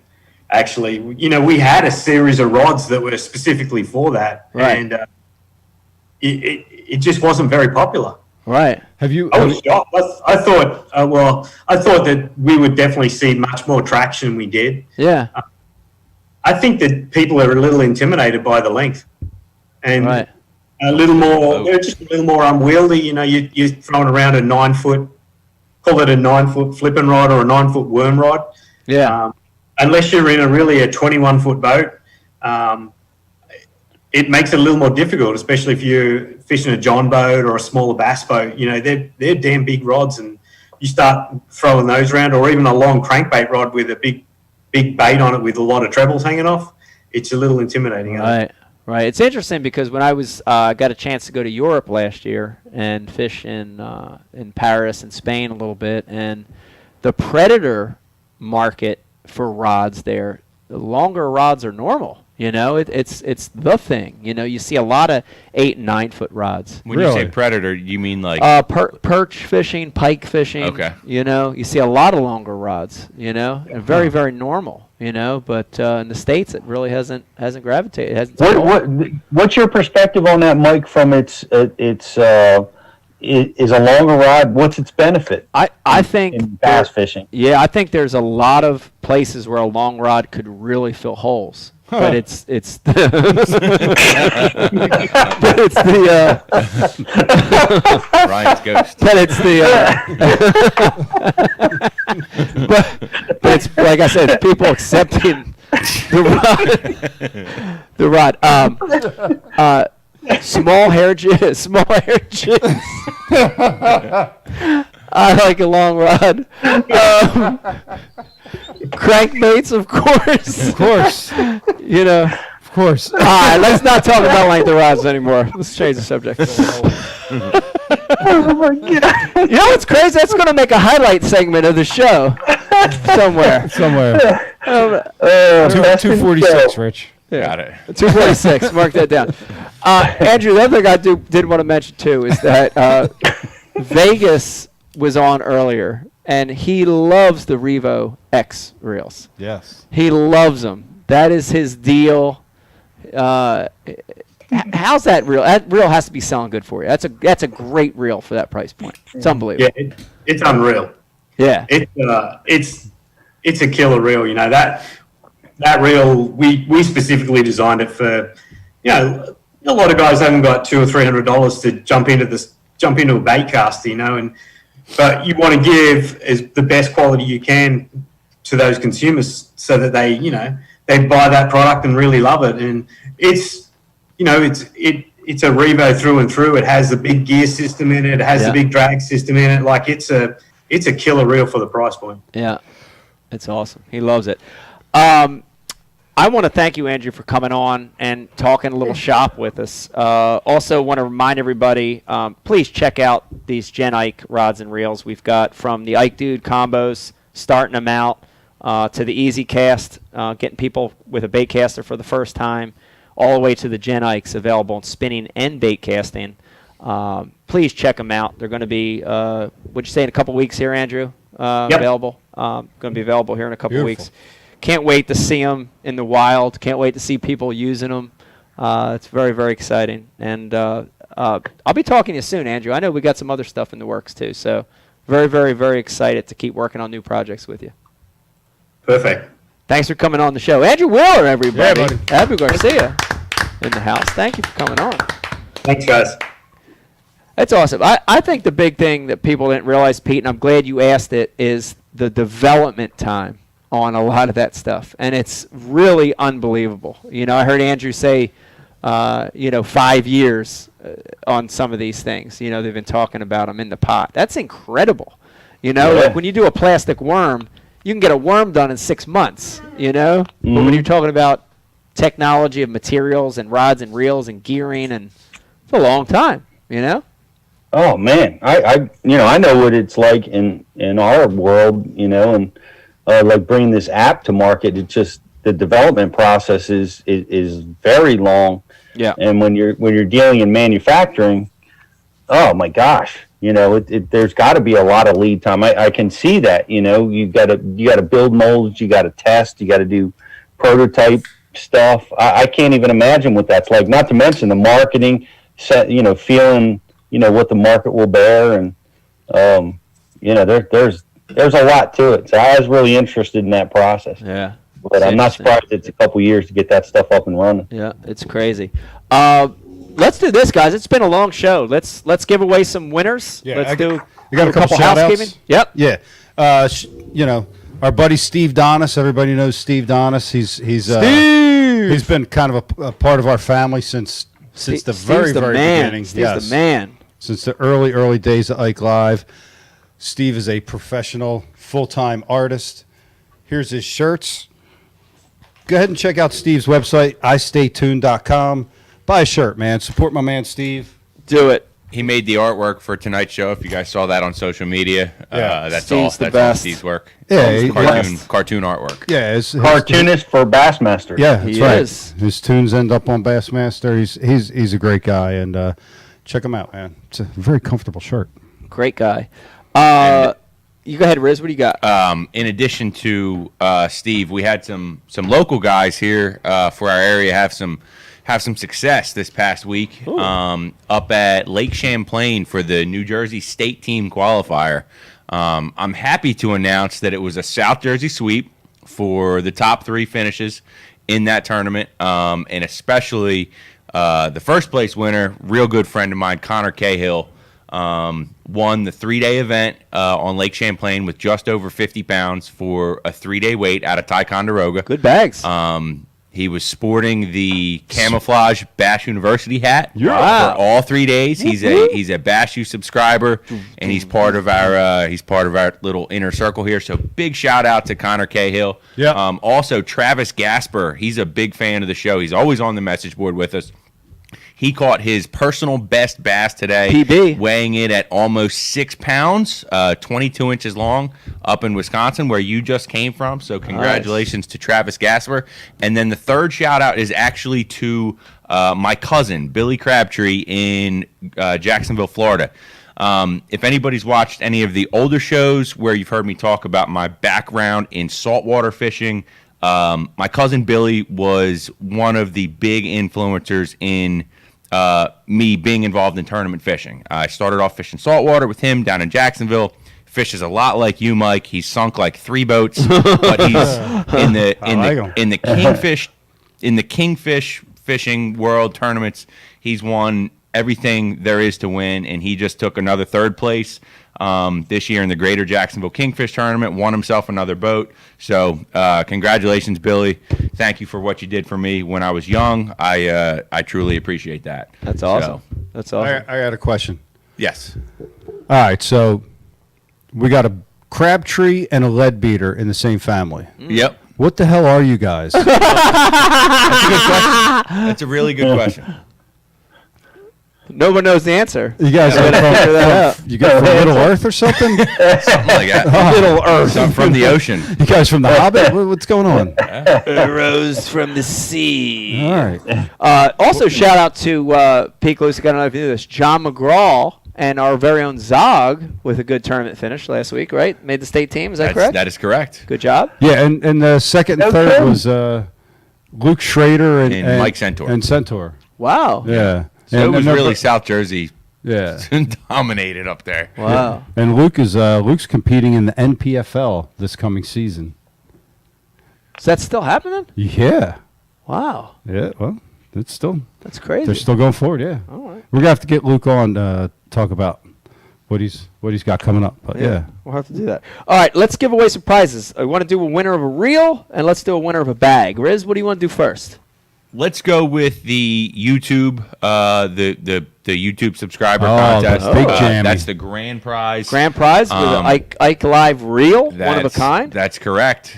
Brian's got it queued up on the screen there. It's a look at that beautiful thing. Look at that. It's an absolutely sweet, bad to the bone Abu Garcia custom wrapped reel. Big shout out and thank you to Joey Randall of Real Clean Reels. I love it, Ash. And my man Joey. And our guy from Brian Chapman. From Brian Chapman did the graphics on that reel. B&R Graphics. B&R Graphics. Dope. Super dope. Super awesome. Yeah, totally. So look at that. Would you just look at it? Our winner for that contest is going to get a Ike Live gift bag, a signed Mike Iaconelli hat, and the signature series Ike Live custom reel, and the winner is Justin Smith. Smith, everybody. From the great state of Oklahoma. Congratulations, Justin Smith. Justin Smith of One of Kind Ike Live reel. Hopefully he'll be using it. We need pictures. Justin, please send pics. That's right. And need a lot of pictures. We're also going to give away an Ike Live gift bag for the Facebook like and share winner tonight. So if you haven't liked and shared the feed, go now. You have 30 seconds. Do it. 30 seconds. Do it. Press the buttons right now. Make it click. Make it pop. We're gonna give that away in just 1 second. What's next for us, Brian? What do we have coming up? We have Bash You Live on Tuesday. Yeah, I got a Bash You Live Tuesday. Straight 7 p.m.? Cast. Yeah, 7 p.m. Straight Cast is Wednesday. And Bash You Live, we got some cool stuff happening. We've been having a lot of fun over there. And allegedly, we may be doing another Ike Live this coming weekend. I think so. We have to talk about the days on that because Brodzik is not available on Sundays. Might switch them to Mondays. Or Saturday. Or Saturdays. That's when he's available. He's got a crazy, stupid, retarded schedule. Saturdays, but not Mondays? It's not available Monday, I don't think. Any other day in the middle of the week? Saturdays are such a shitty night. I don't feel like anybody's going to listen live Saturday. No, I mean, it's all about the iTunes, but we'll talk about it. I know. Yeah. Yeah. We'll talk about it. We'll talk about it. Okay. All right, we'll talk about it. We'll talk about it. What else we got? We have a winner for the Facebook like and share. Okay. If we're ready for that, I have that queued up. The winner for tonight's Facebook like and share is Ryan Peterson. Congratulations, Ryan Peterson. Shout out to Ryan. Shout out to Ryan. You are tonight's winner of the world-renowned Ike Live gift bag. All right. I got something, Mike. What you got? So any updates on, real quick before I get into this, the Ike Foundation, there's an online derb going on this month. There is. We got an online derb going on, happening all month. New winners each week. I think they just announced some for last week, which is good. Yeah. All right. Well, there's another online derb kicking off in the month of August. Oh. Our buddies over there at Slay Nation. Oh, Slay Brothers. Yeah. Uncle Frankie. Frankie. This is the Brian Kershaw Monster Big Bass Legacy Tournament. It runs through the entire month of August nationwide. Big bass only. Biggest bass from each region wins. $37 to enter. $100. 100% going to Tackle the Storm Foundation, which I'm not familiar with exactly what that is, but Frankie's a Connecticut guy, and this is their way of honoring the late great Brian Kershaw, who was being inducted into the Hall of Fame this year. That's cool. I didn't know he was. Yeah, Kershaw's That's pretty being awesome. inducted this year. So. Wow, that's awesome. We're going to do an MTB unboxing super quick for you here tonight. Let's bust into that. It is the only live podcast that does an MTB unboxing. This one, Brian, I'm super impressed with it. I got to be honest with you. I opened it up, and I'm like, I see 3 or 4 things that I could talk about.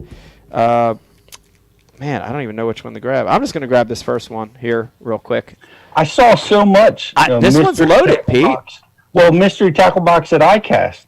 You know, the Catchco company. They had a bunch of entries in iCast this year. Wow, that's awesome. Good for them. This one right here, the one that I pulled, first one that I pulled out here is by a company called Lift It Jigs. Oh. And the thing I like about this is a really cool niche here, Pete. You ready for this? This is a slim finesse swim jig, which I like a lot. Brian Carpenter, you want to see that? So it's a swim jig, but everything's scaled down. And I like this because it's like my mini flip is a scaled down flipping jig. We have a micro jig, which is a little tiny one. This is in that same category. And I see the inline line tie, which I think would be great through weeds. Looks like it has a great little keeper on there for a trailer, some kind of plastic trailer you put on it, and the head is streamlined, which I like in a swim jig. So that's a really cool bait there. I'm going to pass the box over to Riz. This one's loaded though. I saw a lot of cool stuff in this one. Pete, what do you got? You got anything good in yours over there? Man, Jake cleared my mystery tackle box out of my office. Jake, I don't have one that I can get in the next 30 seconds. I like it. That's okay. All right, we're gonna have Riz pick one out here, and then we'll hand it over to Brian and see if he picks them out. Dude, that's a nice jig, Brains. You see that? Yeah, the head design's very intriguing. Little thin. Yeah. Thin but streamlined. You know, I think it'll come through the water really, really good. I'd love to see a slightly longer hook on it, but it's a Bill Lowen style jig. Yeah, little finesse Ohio River shit going down right there. Riz, what do you got? What'd you pick out of that little barrel there? So I cheated. I actually took 2 things because I didn't want Brian the Carpenter to get either one of them. The first one I got, I'm going chalk. I'm going with the frog. It's a Guggenbait's frog. I'm gonna bust it out of here. See what it's looking like. I like what it says on the top of the frog, which is really key to getting a strike. It is. It says "Eat me" on the top of the frog, and that's crucial. Because that radiated energy from writing on the top goes down, and the fish feel that, so that's what makes them bite. But anyway, the other thing that I pulled out of here is a Catchco bait, and it's called a tickle tail. Oh, and this looks what do you mean by that? A lot like, what do you mean by tickle tail there? Yo, Miss Lewis. French tickler tail. Miss Lewis. So this bait looks a lot like something else that our very own. Yeah, what did you steal from me? Our very own Brian the Carpenter has been throwing. It looks like a scaled down version of an unnamed bait. Of an unnamed bait. Of a yeehaw. Ooh, it kind of does. Of a yeehaw Chamonix crack. And I would put this on a little flipping hook. Oh, gee. Agee. But man. It's got that same tail. I don't know if you can see it on the camera. That tail is I bet you could see it if you threw it over here. It didn't go anywhere, though. That's interesting, though. Yep. Does it have the ribs on it? The big ribs on it? It's got, dude. Like the Gigi? It Mike, here, it looks a lot like the deal. It does. Has some similar characteristics. But yeah, so I went with that in the frog. I went with something I can cover the top of the water column with and the bottom. If you're if you've watched the Mike Iaconelli Fishing the Moment seminar over on Bash University TV, you would know that you always want to have a bait prepared to fish all 3 sections of the water column, top, middle, and bottom. And I think with these 2 baits, I would be able to effectively do all that. So it's not a bad looking bait. It's interesting. Yeah, it is interesting. Very nice. It is interesting. This frog feels good too. Cool.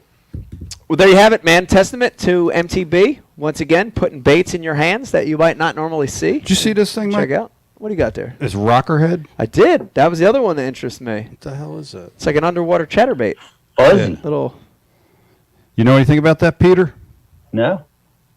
What? I can't see. It's I a just see the jig head that's plastic. got a really broad, flat spot on it, like almost chatterbait-esque.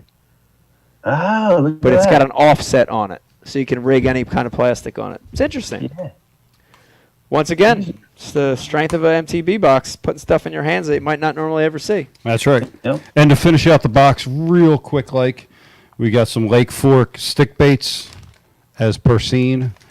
Some Gambler Mega Daddies, which is a giant crawl, big crawl from Gambler Lewis, and a Miss Lewis crankbait. Yo, Miss Lewis.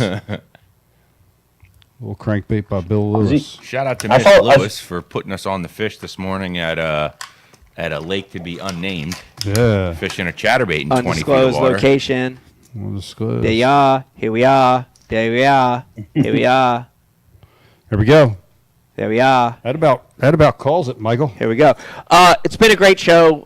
Pete, thank you for coming on with us. Riz, Brian the Carpenter, of course, want to give a shout out to Vegas the Hammer. Also, Andrew Wheeler for coming on the show. It's been a fun Sunday night. Once again, Pete, everybody watching, they can see iCast stuff this Tuesday. BU, 7 p.m., right? 7 p.m. Ken Duke will be on with us, and we'll be talking tackle. I love it. Please check that out. Also, Pat's show, once again, Brian, is Thursday. Wednesday. They're doing Thursday on a Wednesday night this week. Live from the liquor store. Yeah, live from the hood. Pat doing shots of tin cup whiskey. Yeah, now Pat's on Red Bull at this point. That's all he does. Red Bull and chewing tobacco. Ooh, that's a nice combination. Want to thank everybody for tuning in. We'll have a post for you soon on the next Ike Live. Could be this Sunday coming up. We'll let you know. Could be. Hope you have a great week. Talk to you soon. Good night, everybody. Good night. Bye. Big poles.